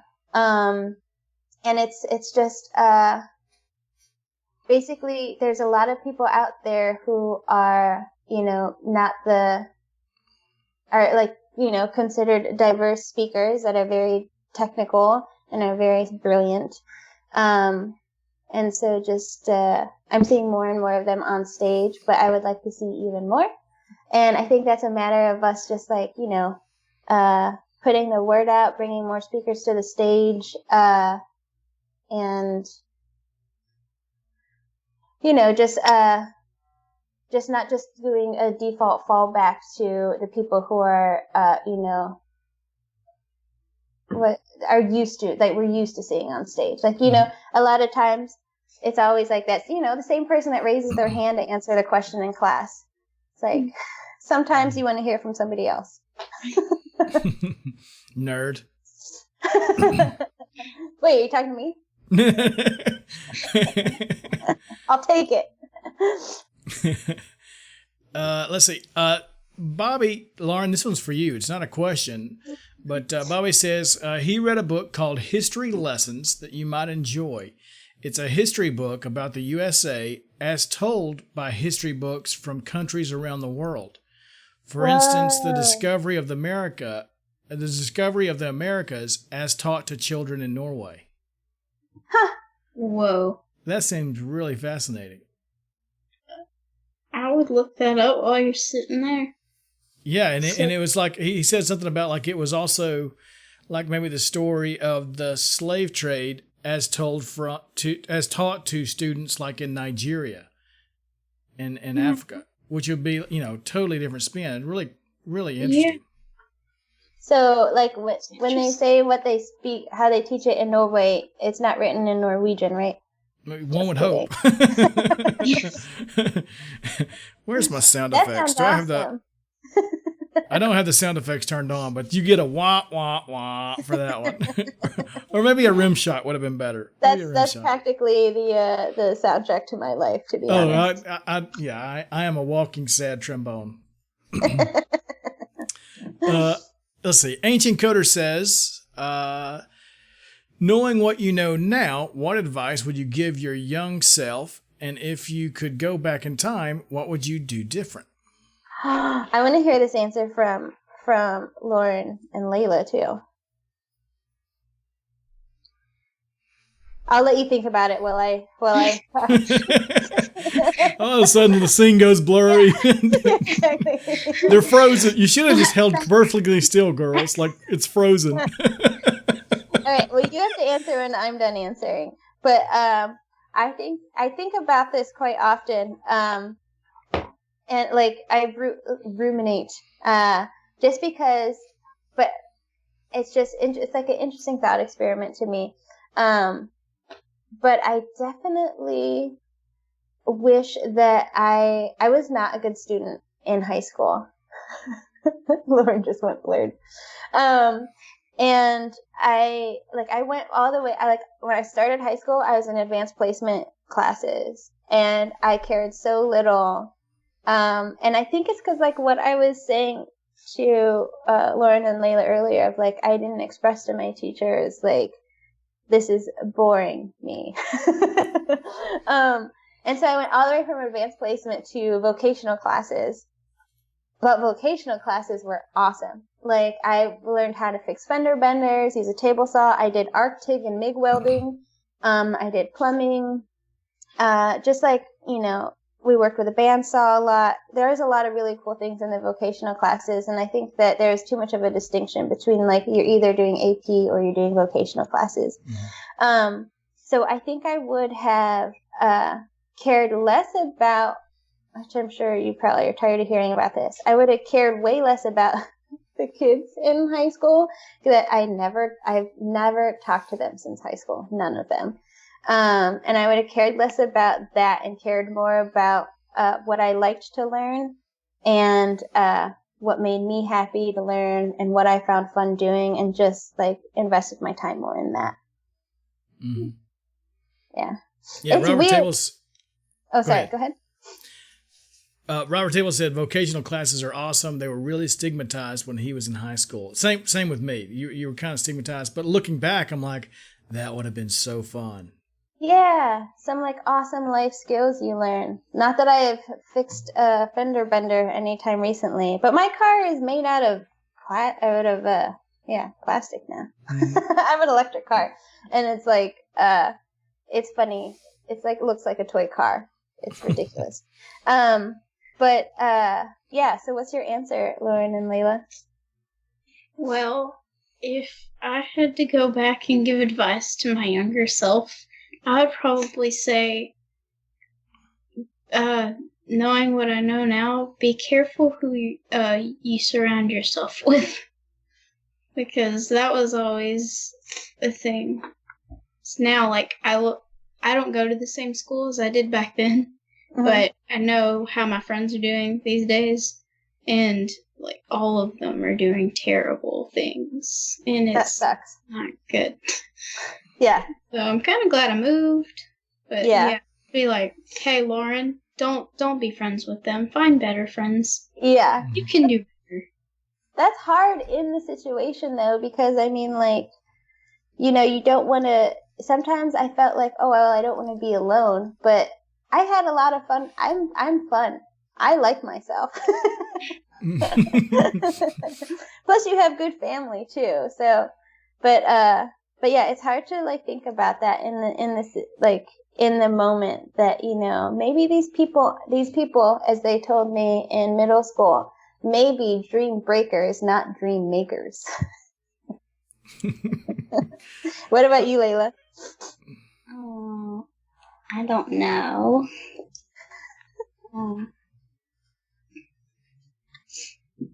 Maybe like do more stuff. I would tell her to keep her room cleaner.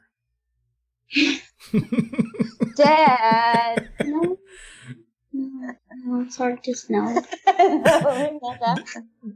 Layla in chat, Daredevil said, read more.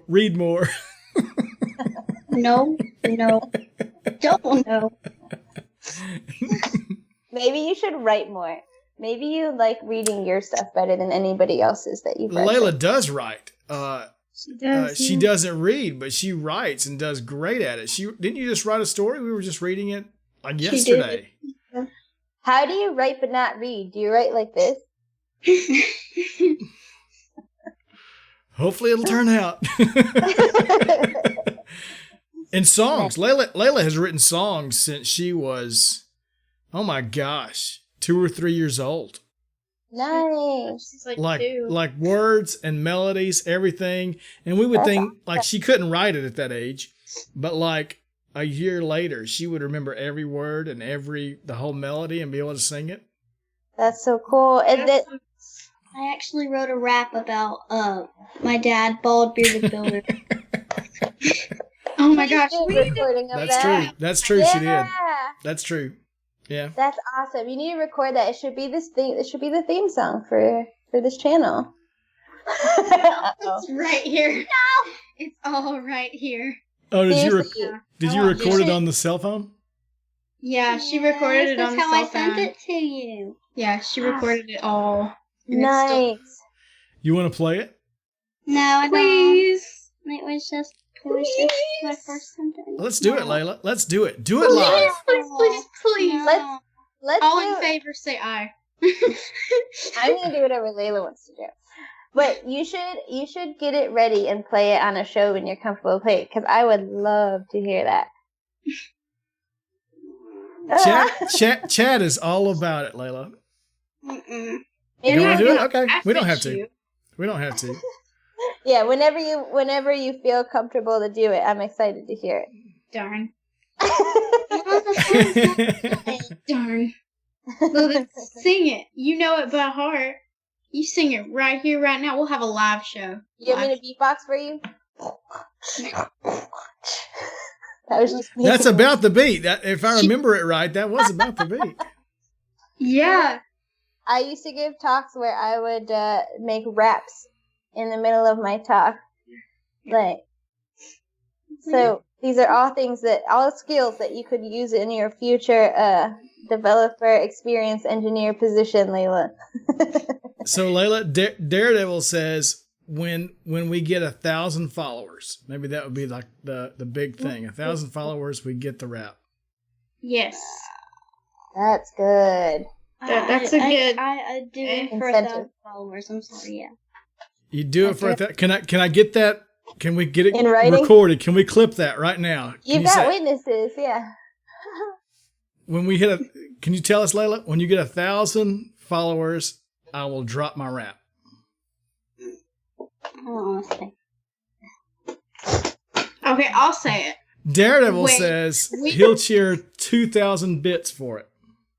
Ooh. Woohoo! You're being put here. I You better don't- say yes now. I don't even remember. She says yes. I don't even remember. She says yes. You don't even remember? That's okay. Power We don't of have to. attorney Lauren. Yeah, yeah. Don't talk there. No, hold up. No, Hold- that one's the bad one. Okay. There's versions of it. Yes. I only knew of the one, like you sing one around the house sometimes. And now it's kind of in my head. I mean, I could almost sing it. I know a couple of the words. Do it. You do it then. I don't know enough of it to do it. Oh, I've got I my know own rap. Everybody's heard my I rap. would love to sing it, not me. No. Because then it wouldn't make sense coming from me. Because it doesn't sound like me. Robert Table says there's an explicit and a radio-friendly version. That's hilarious. So I actually did a rap for a college project. But it was a group presentation. It was about user experience. And we were all like, I said to the group, there was 4 of us. We were all covering different things like Fitz Law. And I think I did discoverability. And I was like, oh, let's do raps. And everybody in my group was like, yeah. Little did I know they were joking. So I did it. And so we like put them all together. And I'm like, they sent me all their videos. And I was like, no one rapped. But it was like the day before it was due. So in the video, it's like stitched together. Someone's like, Fitz Law is about the placement of buttons and where users should click. And then my person's like, let me get my mouse ready. And beat drops. And I was like, oh, okay. So I'm the only one that did this, but it exists, everything exists on the internet now. I sent your dad the YouTube link for That's it. funny. But I'm putting that in more chat. skills to use in your future endeavors. Yeah, so chat. That's a link to the rap. So we did do a rap on stream. It's basically rewording the Fresh Prince of Bel-Air theme song. Oh, I have. So we do have that one, but we've done that one plenty of times. I recorded it outside your door one day when I was stalking you after school. Well, I've got it. I keep it. But okay, so Layla, we'll save it for 1,000 followers. Is that okay? Yeah, we will. We're not Oh, sorry. Go ahead. No, go ahead. I was just going to say another place you could use them. So, like next year, the Angular conference, NGConf, is doing NGConf the musical. So it's a whole conference where, we basically are putting together different songs about Angular. So it's like another place to use these amazing skills that you're already got going. Layla, we should work together. I work in Angular every day. We should There you work something out. go. You got to submit for that, and you can all go on stage and do an Angular song. Angular's kind of, NG. The fact that you shorten it to NG, you're like, I feel like there's so many great rapper names for Angular. I mean, like does NGRX not sound like a rapper name? It totally does. So mine is because I worked on progressive web apps for a while, and so I did talks about them. So I made my rap name Cash Money, like CACHE. Pretty punny, right? Oh yeah, So yeah. Cash Money, and then my friend, because some people like to call PWAs Pois, so he was Big Pois Pois.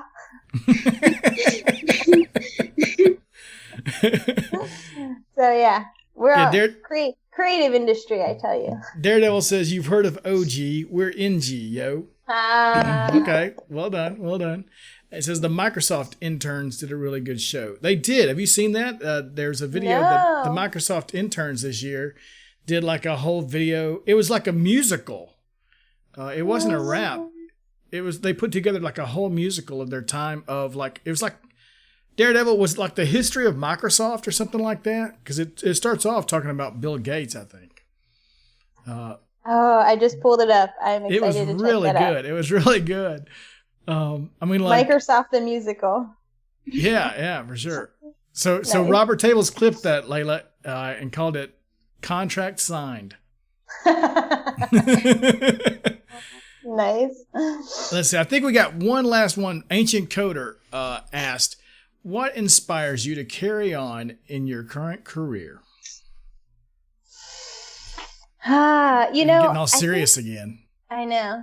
Is there a serious soundtrack that we can put on? You know what? I've got all the sound effects turned off. I need to turn them back on. Okay.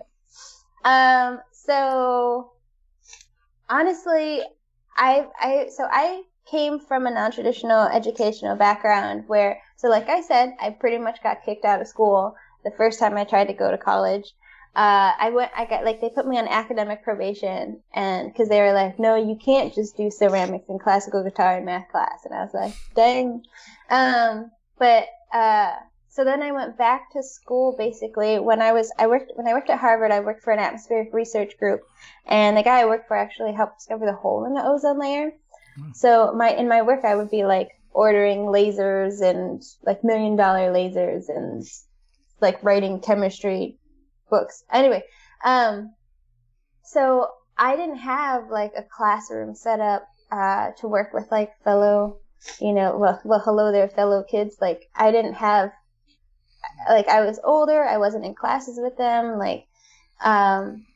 so I kind of worked on my own, and I was lucky enough to find groups, like meetups and stuff, to work with other people.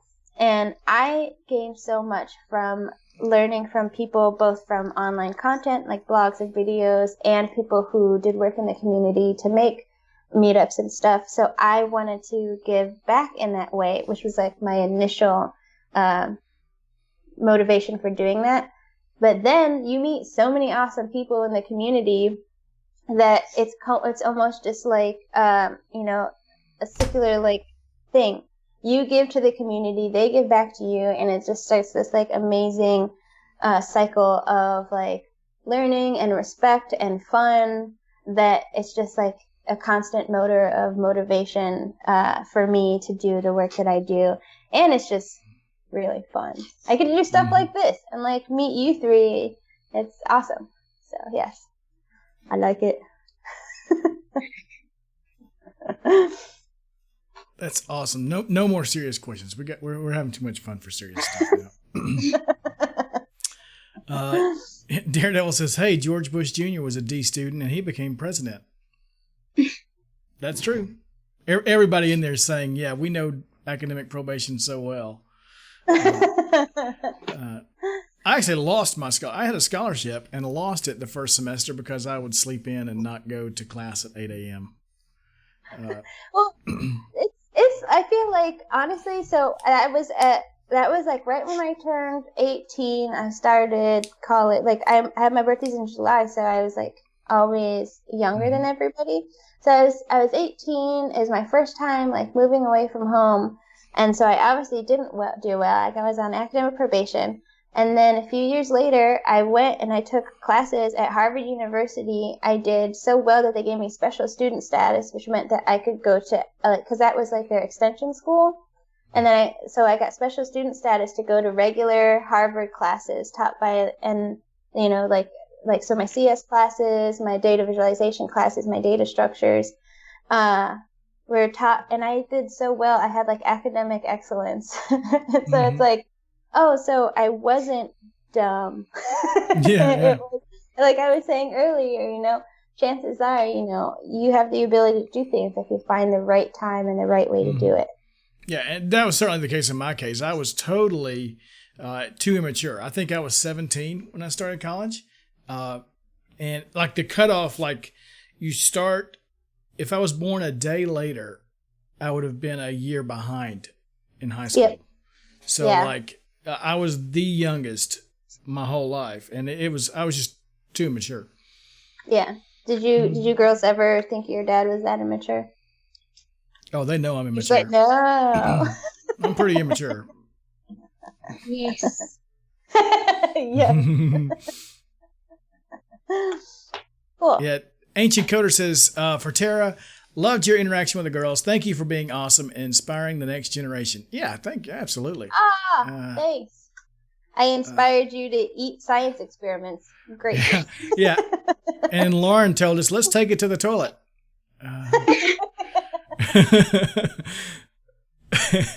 Not just the toilet. The delicious plastic toilet. Yes.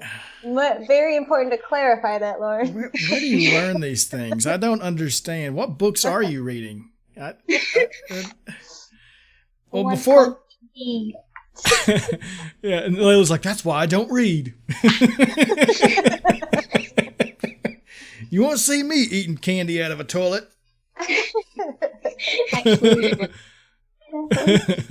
So, before we let Tara go, we definitely want to give away a deck of cards, right? Yeah. So, if you haven't won a deck, if you don't already have a deck or haven't won it already, and of course, a prerequisite is you being willing to Twitter DM or Twitch whisper me your address, because I got to have a way to mail it to you. Just go ahead and put a 1 in chat, and we'll record it, and we'll let Tara pick a random number and send these out. I've actually got another pack I've got to send this week, so we'll send 2. Why not send 2? Let's see. We had Tide Pods. Now we have toilet candy, says Robert Tables. Yeah. Oh, the advancements of science and technology. Right. Let's see. Got Beardy, Johan, gotcha. Chris Jones. I'm reading this book called Stuff Matters, and it talks about the invention or like how we got to like use steel or glass and stuff like that. One cool thing, this is completely random, that I learned is like a lot of the diamonds that we get, like we'll find them like a mile below the Earth's surface. They get there because volcanoes push them up from further down in the Earth's core. So like a lot of diamonds are discovered because volcanoes grab them and pull them up to the surface. Isn't that cool? Oh wow, that is neat. Cool. Yeah. Hey, wait a minute. I feel like, girl, who's studying this right now? I feel like somebody was asking the other one questions on the way to school like this week about this. Was it like tectonic plates or something like that, and how that? Yeah. Yeah. I'm like, wait, this is. I've heard these same things like all week long, like cool. On the way to school, they're quizzing each other. That's awesome. I love that stuff. Again, if you want to win the Heroines of JavaScript cards, put a 1 in chat.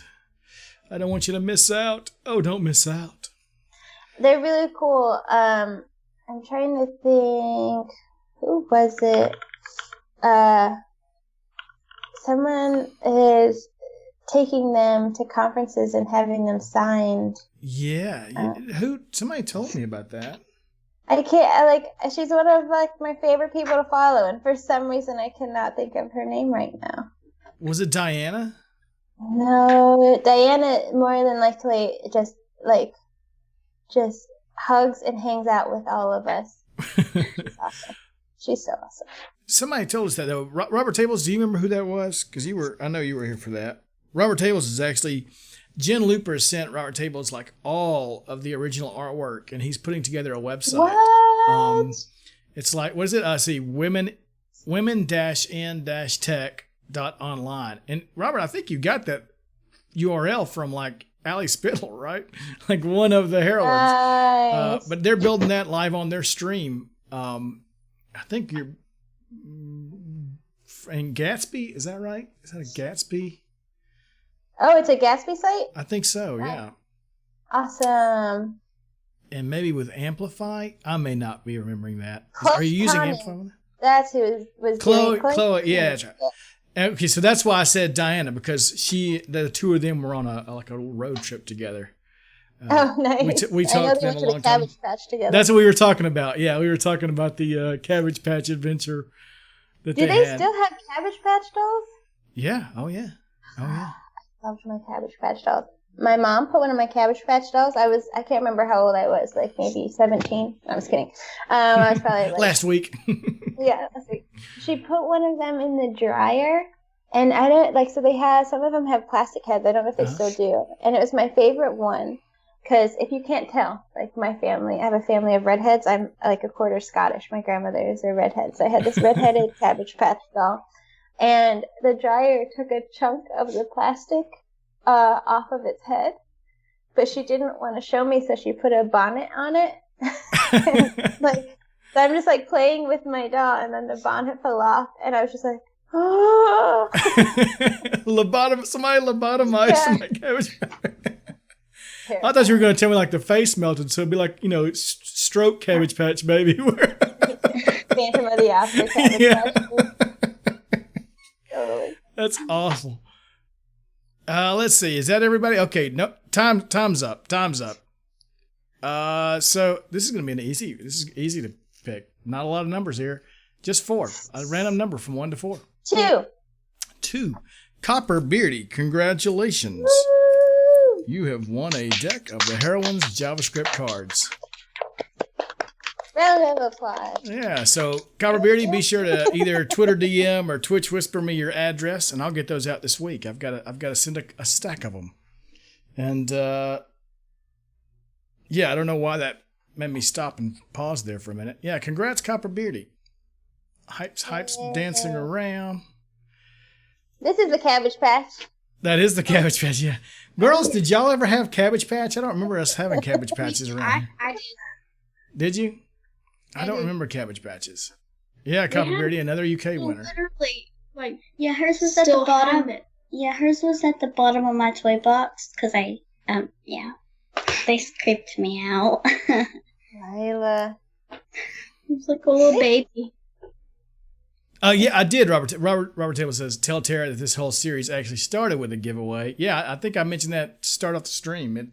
I actually won the deck off of Robert Table's stream. And Nice. that's what started the whole chain of events. So girls, Yeah, you can Jen blame... Jen and I used to work together. Oh, yeah, Progress. That's right. You know what? It's so Exactly. funny because her first day at Microsoft was the day after her interview. Oh, nice. So we had questions about Progress, and it was like, can we go ahead and ask about Microsoft? Is that out of the bag yet? Or are we like, totally, somebody over at Progress is going to be like, what? What? Yeah. And one of our friends, Ed Charbonneau, I'm like, Oh, is Ed going to be watching and go, wait? Yeah. What do you mean? I don't understand. People. Yeah, Ed's great. We love watching him. He's one of our live coder team members. Nice. It's really cool. And then in 2 weeks, we get Sue's No Hinton. upcat. Yeah, no upcat. Yeah. Who's back to streaming now? She's made some really cool hardware stuff. I think that you two should definitely look at her past projects because I think you'd really love them. Yeah, I think the girls are going to really dig some of the stuff she's done because they like these projects, like the hydraulic hand and the IoT stuff we do. So she is all about that IoT life. Totes. So that's going to be a lot of fun. Tara, thank you so much for hanging out with us today. Thank you so much for having me. It was We so had a much fun hanging out with you three. We All had right, a blast. keep dancing and reading and making stuff. And stuff. I kind of want that to be part of my title now. Somehow I want to work stuff into it. I'm sure it'll be pretty easy. Yeah. Such a flexible word. Well, awesome. Thanks again for taking the time to think of those questions and for having me on. I had fun. Thank you for taking the time to answer them. Cool. All right. And thanks all for coming. Yep. Thanks, everybody. We're going to keep coding. You want to keep coding, everybody? I'm going to stick around and keep coding. Girls, y'all can go play or do whatever. Or feel free to keep cleaning if you'd like. No, thank you, but no. I can try. That's my little ladies. All right. Thank you, Tara. Thank you. See ya. Bye. Bye.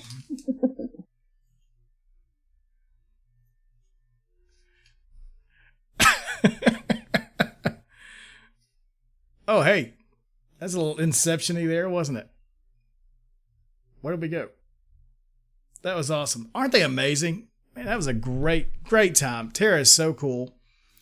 I want to close down Skype before... Did I just close down Skype? I did close down Skype. That was awesome. Eco, my talk this weekend went great. It went great. Thank you so much for yours and everybody's help. It went great. The best fun you can have on a Sunday. I thought it was. We really enjoyed it. And I could tell by the interaction they were having kind of pre-stream, like just chatting. We were running kind of behind, and they sat and chatted with each other for a long time while I was getting ready. And I heard lots of giggling going on. I'm like, okay, we're going to be doing pretty all right. Pink Emma and Burke Enge, I'm not going to pronounce that right. Thank you both for the follows. You can do exclamation help in chat. We should have our sound effects working again now. But we don't. Why not? Oh, because they're muted. How about now? No, darn it. Why isn't the sound effects working?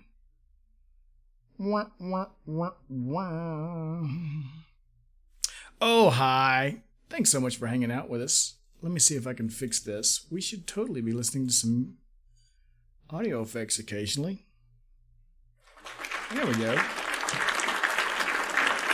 It's always nice when it works. Yes, Ancient Coder. She was. She was a pro.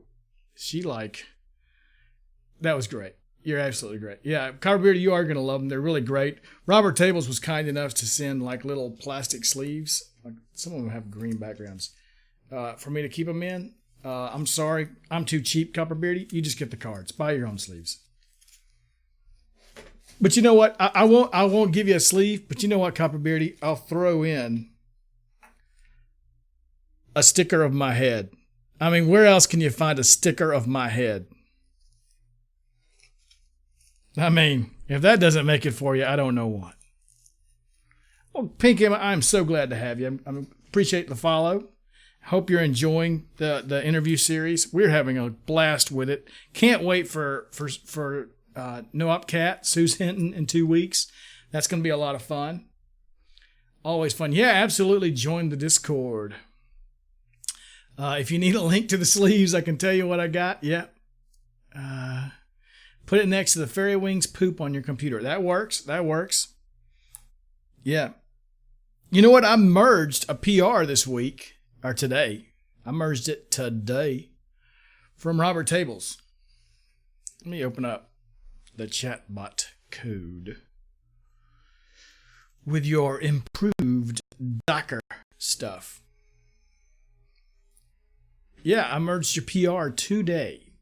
So we're actually running on the optimizations to the Docker images and our Docker files that you introduced to us. It worked like a champ. I asked you a few weeks ago about advice for a job interview I was destined to go through, listened to your advice, and got the job. Then I gave it up because I realized it was a 3-hour drive by bus away from my house. I don't know if that's good or bad, Ohad. You listened to our advice and got the job. I feel like that's good, but then gave it up when you realized it was 3 hours away. I don't know which one's, if that's good or bad. Yeah, that's it. That's either a compliment or not. That's awesome. You know what? Let's see. Chat's working. Do we have comic chat working? I don't see comic chat working. Let's refresh it. I take it for good now because I got another job. Great. Congratulations, Ohad. Glad you could get another job. Why is that not working? I'm going to refresh it again and just send a test message. There we go. So there's our comic chat. So one of the things I need to do, so I was reviewing PRs for this project. We can feel good that we helped. Yeah, well, we think we helped. I was reviewing PRs and merged in Robert Tables. Oh, you know what? That reminds me. Clarkio added something as well. What was it? Let me see if it'll work.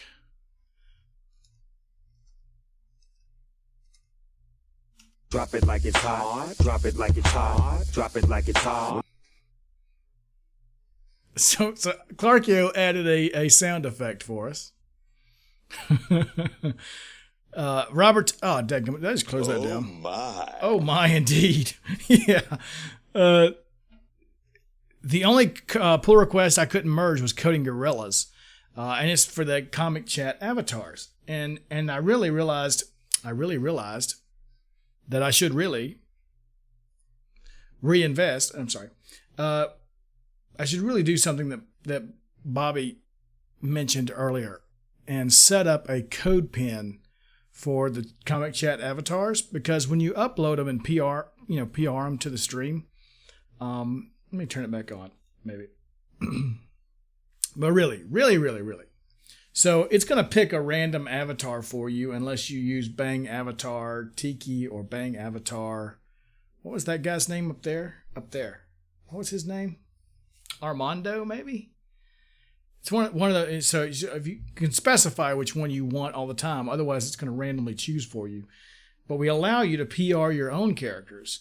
Bobby uploaded his, and his is there, but we really need to create a code pin so that you can basically test it out. We could do that on stream, or we could do other stuff on stream. What do you want to do on stream? What have we been working on? Oh, we've been working on Awesome.io. Was that the longest one yet? Yeah, it was. We went for almost an hour and 20 minutes, didn't we? Or no, 2 hours? How long did we go? That was the longest. I did not even watch the time. I've got to do a better job with that because we don't want to keep our guests forever. But it was really good. We need a way for people to make a reduced test case. Is that what you mean? So, I don't know. So what I'm thinking over tables is so there's very specific CSS and very specific image size for those characters. So the head there is one image and the body's another image.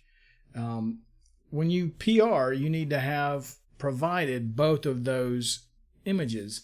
They need to be specific widths and heights because that's what makes it work out with the CSS. But I want to set up a code pin that just has one of those bubbles, just one of them.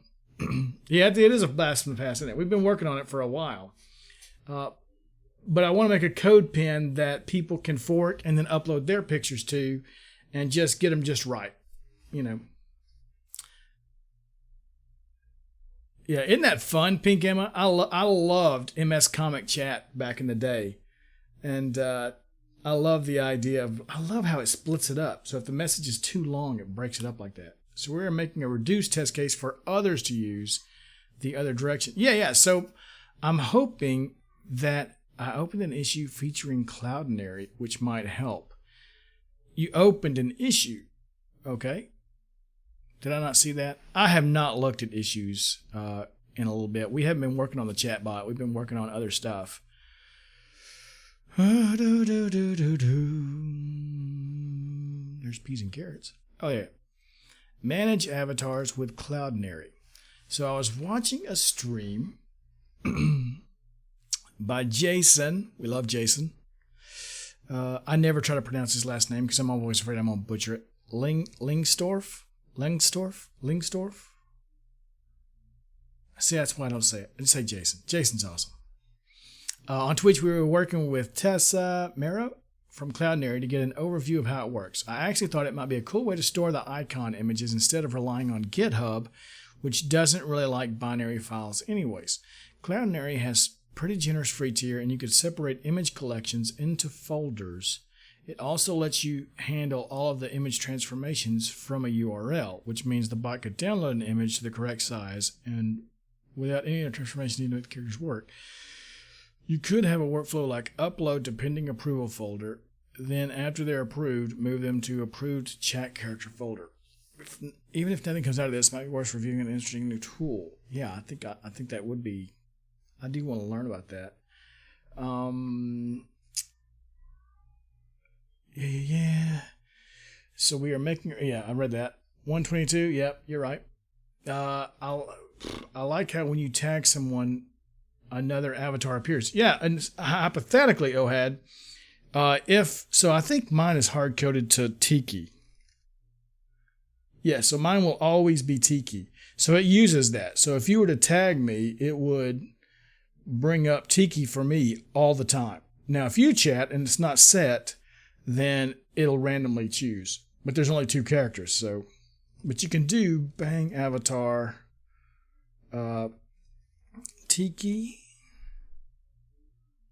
or Armando, I think. Like that. You know, ooh, interesting. It did not like what I did there with the images. I wonder if yeah, it's broken me because of that avatar thing. So let me avatar Tiki to get myself back. There we go. We need to check that. We need to do a test in the bot to say, we need to add an issue for that. New issue. Yeah, that'll probably break it. Yeah. If using bang avatar, don't set the value if it isn't a valid avatar. Enhancement. That's a good first issue if somebody wants to jump in there and work on that. Yeah, that's an error. You can do Ohad, you will have to do Tiki or Armando to get that right because it's probably saved in the Mongo database. Cloudinary lets you transform images and crop them into particular sizes and things, which may help with that.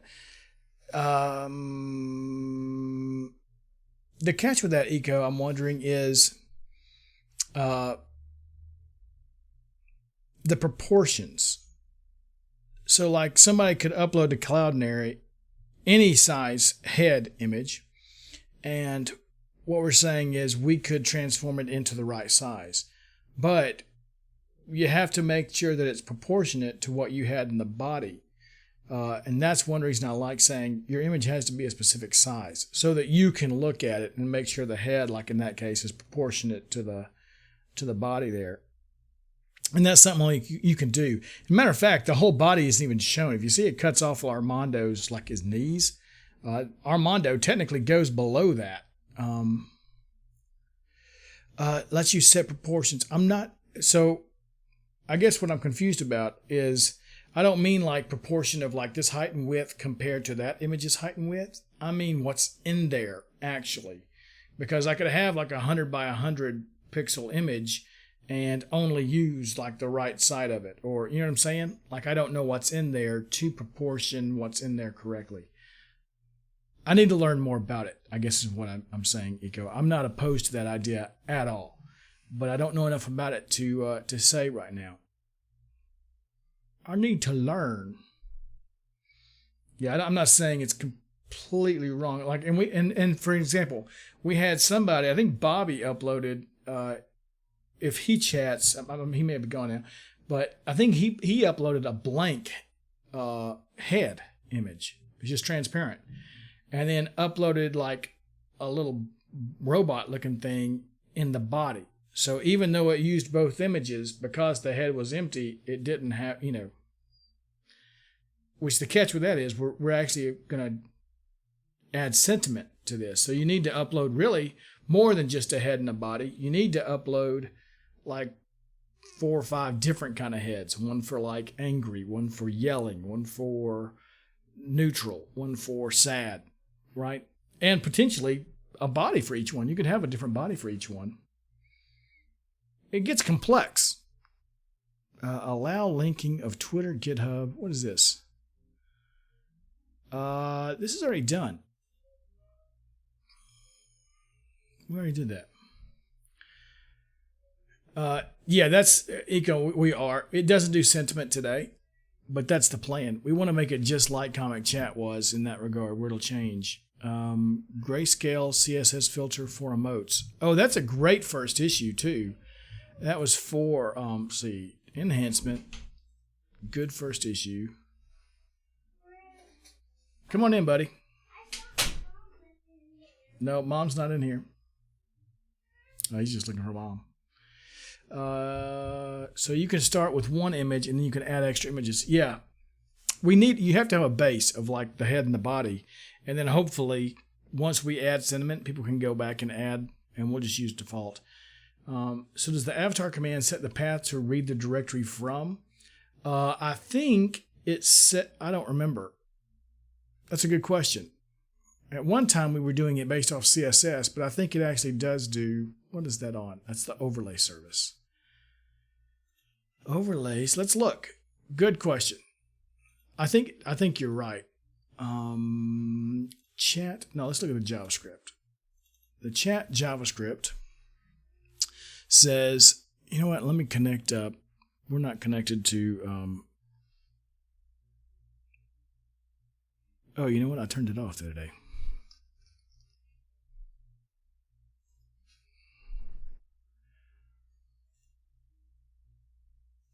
There we go. I probably need to connect on it.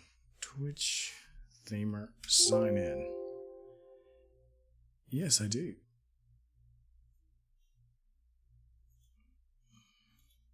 Well, I don't know what I did there. Oh well, we won't change themes today. So let's see. Where it's creating. Oh no, that's chat. We need comic chat. Chat. Strip. Create a character. User info. Comic avatar or Tiki. It shouldn't ever use that. I think it gets Tiki. Out of. It's not connected right now, Eco. I don't know what's wrong with that. But it's not working at the moment. How does it add that? Create character.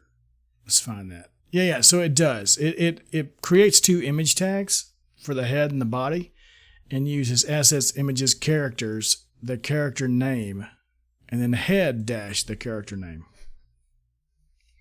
Yeah. So that's the way it works. So if you were gonna, so you couldn't even really do what you tried there with the ... /shield SVG, because it's using that as part of the other stuff. Isn't that interesting? It doesn't put the bots chat in there. That's another thing we need to add too. So many things to add. So this issue was for emotes. So I think right now, if you do an emote in chat, it just puts the text there. Yeah. The mic, what does it say? The mic something derp. We want it to show up though, just like this, with the actual avatars.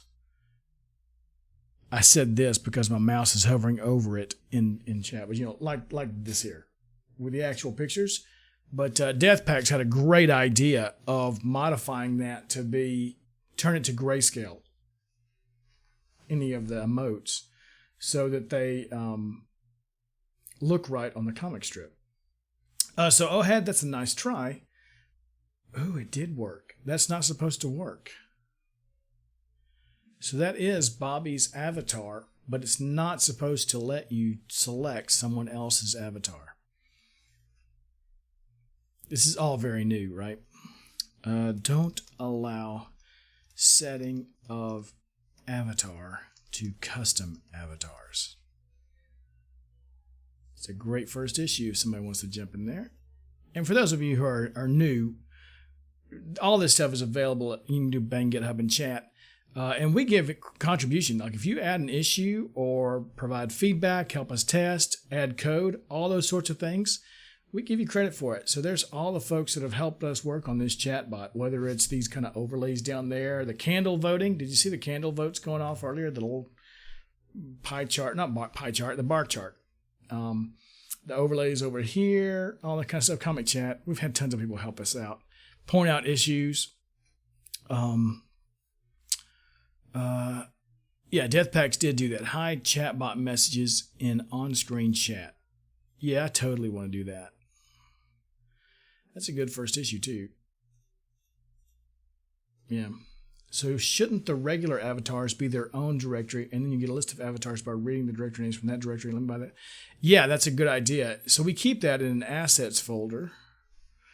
Let me zoom back in a little bit here. You know what? I just realized... Here we are on stream, images, characters, Armando, I am not myself, and Tiki. So really we want like a custom folder there, don't we? I got this new mechanical keyboard and I'm not even using it. Let me switch over to it.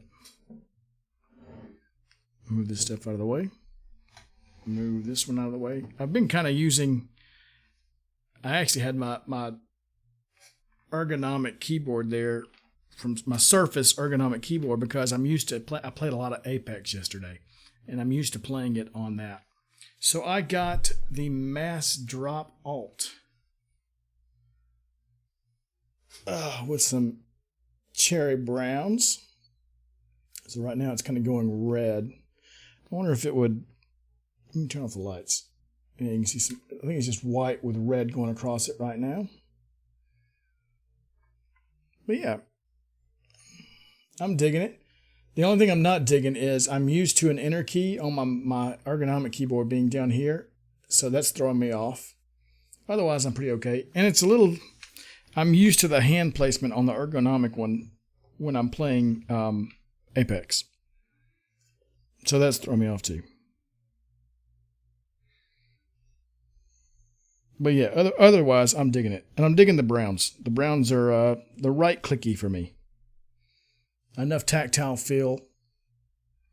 So yeah, ideally, this would, I am not myself would be in a folder all itself. Is that keyboard small? No, it is small. It's like, I think it's an 80% or maybe a 75. So here's the Surface ergonomic, and here's the Mass Drop. So I think it's like an 80%. It's not a lot smaller, but it's a lot smaller than this ergonomic one for sure. But it's not like a 60. But I mainly got this one for traveling. So I'm going to throw that in my laptop bag when I go.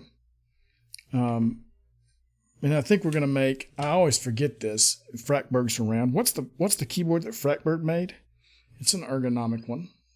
But I'm going to do that for here on the desk. It's a great keyboard from what I've heard. The only reason I don't usually recommend it to friends is because it's TKL. I like it. I don't know what TKL is. I am such a novice when it comes to mechanical keyboards. Most of my knowledge on mechanical I have no knowledge on words apparently. Most of my knowledge on mechanical keyboards comes from our great friend Robert Tables and watching his stream. So, you know what? And what kind of I missed? One thing I will say too, though, is what was I going to say? It was clearly like so profound. Oh yeah, just as a sidebar, We're like at 730 followers. We got to get to 1,000. I want you to hear this rap by Layla. It's really good. She came up with the whole thing herself. Like me, I plagiarized Fresh Prince of Bel-Air for mine. But she full on just wrote a whole thing, her own deal. It is not a parody at all. I just realized it's like 20 till I'm supposed to be somewhere. I'm not used to these interviews going so long. We legit interview for like 2 hours.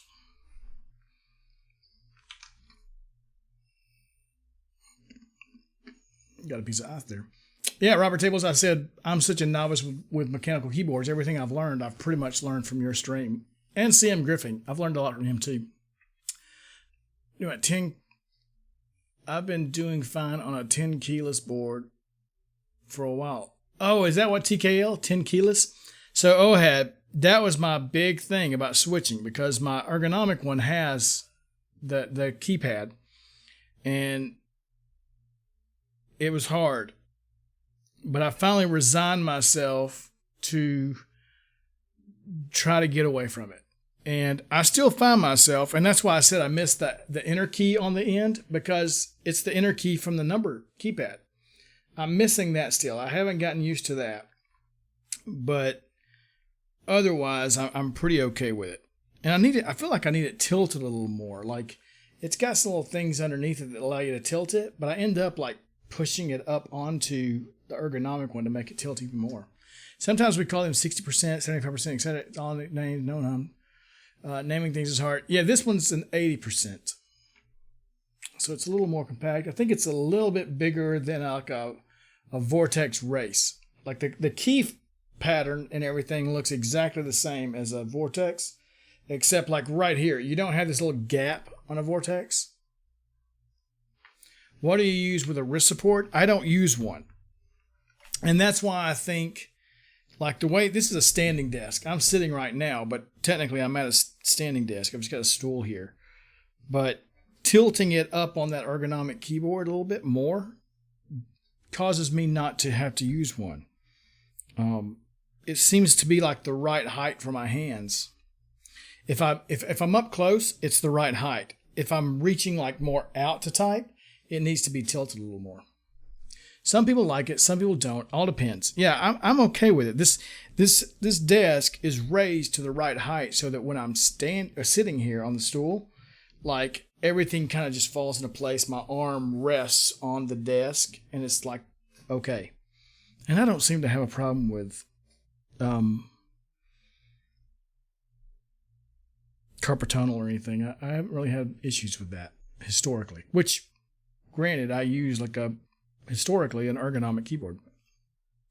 Whew, we got squirreled there, didn't we? So this would have to change the characters / whatever to know that it's a custom or not. And we've got head - the character name and body - we'll probably change that to just be head - neutral or maybe just head and body, and then we'll add on head - angry, head - sad, head - yell, whatever.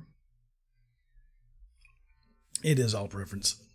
I'm digging it though. Overall, I'm digging it. I can do it. Yeetstar55, thank you for the follow. I would tell you to bang help, but no need. I'll do it for you. Isn't that funny though? The chat bot, it knows not to put in the comic chat, but our own chat bot doesn't. That is an issue though. So let's see. Britarius TV, thank you for the follow. Glad to have you. Stick around. Join our Discord. We chat there a lot off stream and hang out, help each other, and play. We play a lot. We get squirreled a lot.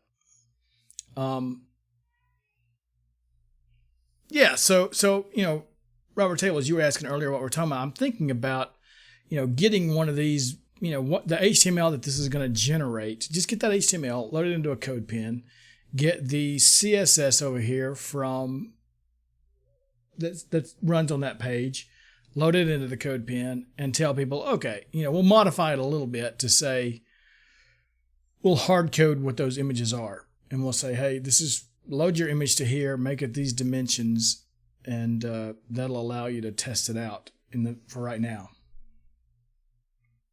Yeah, and it's not my idea. It was all Bobby. I'm not myself. That was a great idea. He actually mentioned it in chat when we first started, and I did not understand it at all. I didn't understand what he was saying. And then I was watching the replay, and I was like, oh, that makes total sense. I don't know why I didn't pick up on what he was trying to tell me at the time. But he's a pro. He knows this stuff. He knows what he should do. Do I have a CodePen account? I don't even know if I do. I use Code Sandbox like crazy. Apparently I do. Do I have any? I don't know that I do. No, I don't. Okay, well, let's just copy and paste. I don't have very long. I'm supposed to be somewhere in 15 minutes, and I'm not dressed to go. I'll do great. I bet you will. Thank you for the follow. Let's see, HTML. Thank you for the follow. I want to thank you for following my channel. VS Code versus JetBrains. We've been streaming for almost 3 hours. I can't believe that interview went that long. We've never gone that long on an interview. I really don't think I need this or this here. I probably don't even need. Well, I can keep it there, but I don't really need the fonts. I don't need any of this. Okay. All right. I would take VS Code because I can do whatever I want with it and it's not too heavy. Oh, what is my opinion? I've not used JetBrains. So full disclosure, I have not used JetBrains and I love VS Code. So to say I'm a little biased, it's an unfair bias because I haven't used JetBrains, but I wear out VS Code. And I don't think JetBrains has this, but in VS Code, I can build my stuff inside of a container. And that's a game changer. Because then I don't have to install SDKs and other libraries on my local machine. And if JetBrains has that capability, kudos to JetBrains. But I can't use anything that doesn't allow me to do that. And that's a newer feature. It's only been out for a few months, but it's a game changer to me. The fact that I don't have to install third-party SDKs and that kind of stuff, huge game changer. Create. So it creates a oh, there it is. It gets a strip. We need a div called box.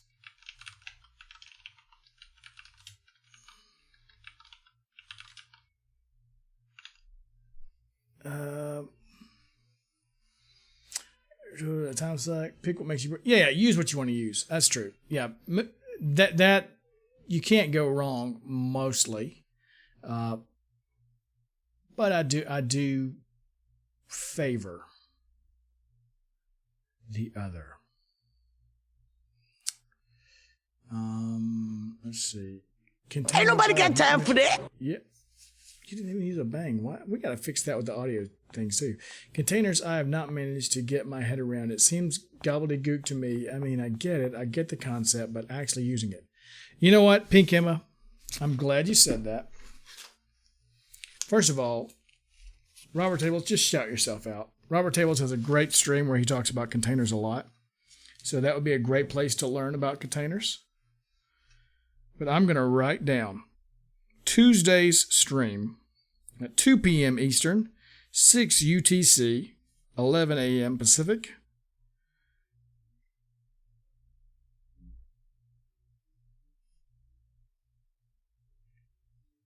I'm going to give my talk on developing inside of containers on stream. So maybe you can learn about it a little bit. Yeah, tabs over spaces. Yeah. So yeah, Tuesday I'm gonna just for you, Pink Emma. You can either be here or watch the replay.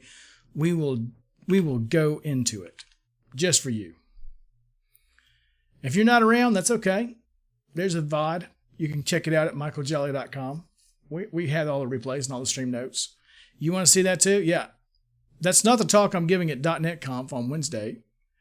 I've got to finish that talk, actually. But I've got to give this one a couple more times. So then I create a...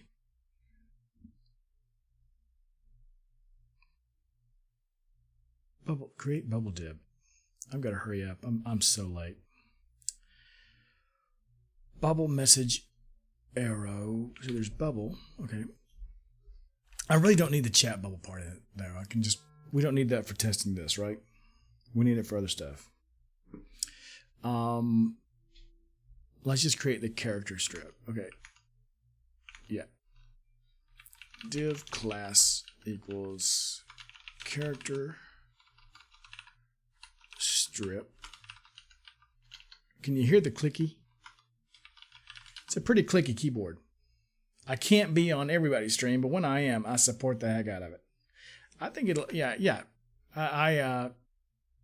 And people have lives, right? So, do your thing. Do your thing. Come when you can. This is like Cheers. If you're from the U.S., you recognize that show, hopefully. Just come when you can. Sometimes you want to go where everybody knows your name. And Pink Emma, we know your name now. Robert Tables, Source Scoot, we know your name. Yeah. I wish there was like a VS Code extension for CodePen, like edit the stuff in VS Code, but it's... I'm not only the heckler president, I'm also a client. Rambling Geek. 7 months. Rambling Geek, you may be our longest subscriber. Holy cow. Thank you so much, Rambling Geek. I mean, I just started streaming like in February, right? So yeah. I think Rambling Geek is our longest subscriber. Let me throw out the sub song. I don't have long. It almost sounds like, oh, it is. Rambling Geek, this one goes out to you if it'll play. There it goes. You are my subscriber. Yes, you are. My only subscriber. No, not mine. You make me happy. You do make me happy. When skies are gray. Oh, yeah. You'll never know. Rambling Geek. How much I appreciate your sub. Please don't take your sub away from me. That's right. I'm getting texted like crazy. Don't take it, Rambling Geek. Don't take your sub away from me. I'm kidding. We love your subs, but don't feel obligated either. We want you to be here regardless. We just love hanging out with you. It really is. I say this all the time. I'm going to preemptively say it. It's one of the best parts of my week hanging out with all of you. Preemptively say it. Because I say it at the end of every stream. That's why I say that.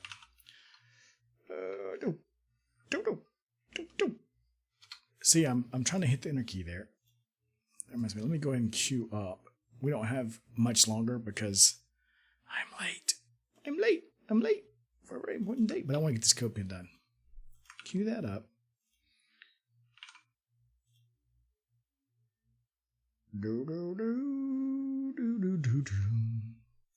Okay. I'm 43 today. Wow, Rambling Geek. Happy birthday. Happy birthday. That's awesome. That's funny. We got a lot of September people. Robert Tables is a September fella. I'm a September fella. I've got a few more weeks. Well, no, I don't either. I've got 8 days, the last day of the month. Okay, then we have the head. But I'm younger than you, Rambling Geek. Not to make you feel old, but you're so old. Not by much. Just a hair. September 12th. Yeah, September 12th, Robert Tables. I'm the 30th. Rambling Geek's the 22nd. Wow, we're all just... September was a good month. Then we had an image. Okay. So inside of each of those is an image tag. I don't know what that source is going to be right now. Okay. Is that it? Is that all there is to this thing? I think it is. We didn't really do a lot. How do you load files? Can you add files? Save this. Can I rename it? IO comic chat testing, I guess. I don't use CodePen that often. I use CodePen when I go to Stack Overflow and it sends me here. Is there a way to upload like some images?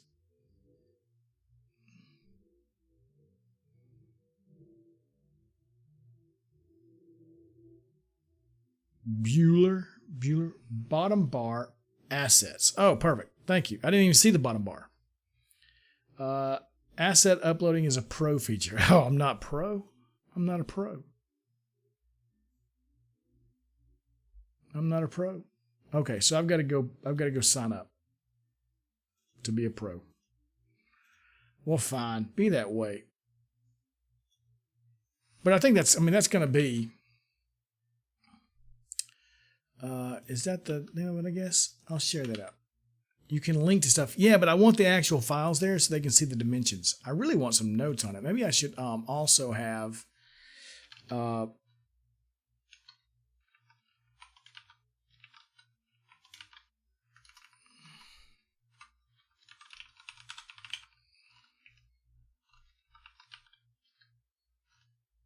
that's funny. It's like in Comic Sans because we use that kind of crazy font. Yeah, I'm going to do it like this. So does that make sense? I'm going to, at the top of the page, I'm going to have like a brief instructions of the image sizes and stuff that you need. And then I'll have it set up where you can replace the images with your own. Does that make sense? Source key, what? That CodePen idea might be possible. There's an API. Yeah. Well, you know what? Since you mentioned it, Robert Tables, yeah, it is. It's MS Comic Chat. A Fallen Hope. Thank you for recognizing it. I loved Comic Chat back in the day. So have you seen this extension, Robert Tables? I wear this thing out because all of my talks, all of the abstracts, conference, I keep up with all the conferences I've applied to in Gists. Bio, there's submitted talks. So I can go like to talks and I miss it too. That's why we're rebuilding it. We're rebuilding it for this chat. So there's a list of all the talks I've submitted to, their statuses, the ones that declined, the ones for next year, previous ones I've done. Then I've also got, all my abstracts in here for the different talks, right? But I hate coming in here. They're all marked down. I hate coming in here to edit it. Ooh, there's an extension for VS Code for your gists. So let me go gist, open gist. It's going to link up, see all my gists. Okay, let's go look at my conference talks. It's just a bunch of tables. It brings it stinking in here where I can edit it in VS Code. And then if I save it, you'll see like a message pop up kind of down here. It'll be kind of behind me. It'll say that it's saving it. Well, I didn't change it. Oh, there it goes. Just saved. Contalks MD. You can't really see it because of where I'm at. But it saves it up there for me. Isn't that sick? I love that thing.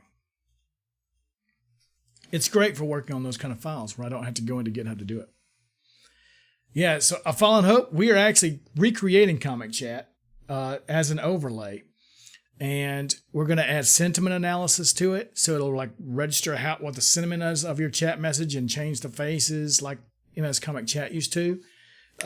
Actually, in MS Comic Chat, you had to like specify the sentiment, right? It's smart enough to know that if you @ someone, it brings them into the panel with you. You can set, we've only got Armando and Tiki in here right now, but we're going to add the ability, and that's what we're kind of working on as a CodePen, to PR your own avatar that's custom just for you. If you have the pictures hosted somewhere, you could potentially use JS Fiddle to add it. Probably could do something similar in CodePen also though. Yeah. No, you're right. Yes, absolutely you could. But yeah, so we're going to try and, kind of recreate that. In the meantime, I don't have time to keep going. I'm so late. I'm late already. It's starting in 2 minutes and it takes me 10 minutes to drive there. And I'm still not dressed. because you know how we roll here. I'm streaming. You see this gray shirt I've got on, but it's gray shirt and Nikes. That's it. I'm kidding. Boy, that was a little too much, wasn't it? Too much, Michael. Too much. We don't need that level of detail here. Oh, boy, thank you all for hanging out with me today. I had a lot of fun with you. I always have a good time hanging out with all of you. Always enjoy our interviews. Man, that interview was one of my favorites. I say that every time, but I really feel like that was one of the best ones we've done. We're going to go raid a fellow live coder who, if anyone likes Angular, this guy is a stinking genius in my mind with Angular. Look at all those contributors today. Thank you, Ohad. Thanks for hanging out with us. All these great contributors. As always, you can find our stream notes at, I think it's at baldbeardedbuilder.com, but really it's at Michael Jolly /streams. And actually, if you contributed, if you chatted with us today, do I have let me see if I can add it here real quick. Scene. Because, yeah, there we go. Let's just add the desktop. Oh, what the heck? Oh, I added that whole scene in here as a scene. Yeah. Okay, well, that's fine. We'll go to MichaelJolly.com. We keep all of our streams up here. This is like very Inception-y, isn't it? And you can go and check out. Look, it not only has like what we did on that stream, and the timestamps and the replay link, the candle to code by, but everybody that contributed. So like if you're in the credits here, you will also be in our stream notes for contributing. Because I love when you all hang out. So I want to say thank you. Sorry, that was pretty bad. I apologize. Probably got 17 unfollows for that. Codephobia is amazing at Angular. I love checking him out. Stick around. Tell him hello. Give him a follow. He's one of our live coder team members. He's fantastic. Thank you. I'll see you on Tuesday just before the talk at .NET Conf. Ooh. Yes, SourceCode, I agree. Sue's hitting in 2 weeks. That's going to be a fun one. She is pretty awesome. Glad you enjoyed the interview. Let's see. Bang website. Oh, thank you, Chris. That was a lot easier. See you after .NET Conf. Actually, I talk at .NET Conf on Wednesday, so I'll be back here just before. Thanks for merging that PR. Glad it worked out. Great job today. The girls did great. Had a great start here. You too. Thank you for the PR. It really sped up. I'm liking that. I'm liking the what do you call it? The PR. I'm liking the changes. I still want to learn it. The talk. It's Wednesday afternoon. I want to say it's either at 5 or 5:30. SourceCode. You can go to .NET Conf's website and see this agenda. I can't remember. I guess I should probably look that up, right? Is it Caius JZ? Did I say that right? I said it wrong. Thank you so much for the follow. I'm so late. I apologize. I apologize for ditching everybody. I want to hang out longer, but I've got to go. I'll see you all next time.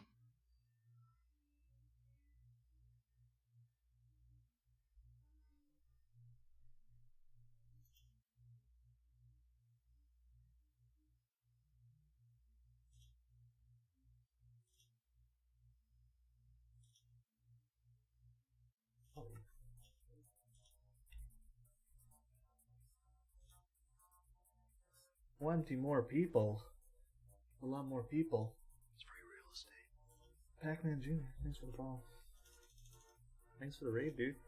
How was your stream? Was it good? You tired? You taking off soon? Are you sticking around? Oh. No lunch? Oh, I ate before I started streaming. I was smart today. Did it run? Yeah.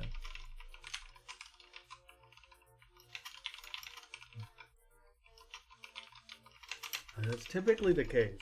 You stream until you can't stream no more, and then you send it off to somebody else. How's it going, everybody? I'm working on some API stuff. It's in TypeScript.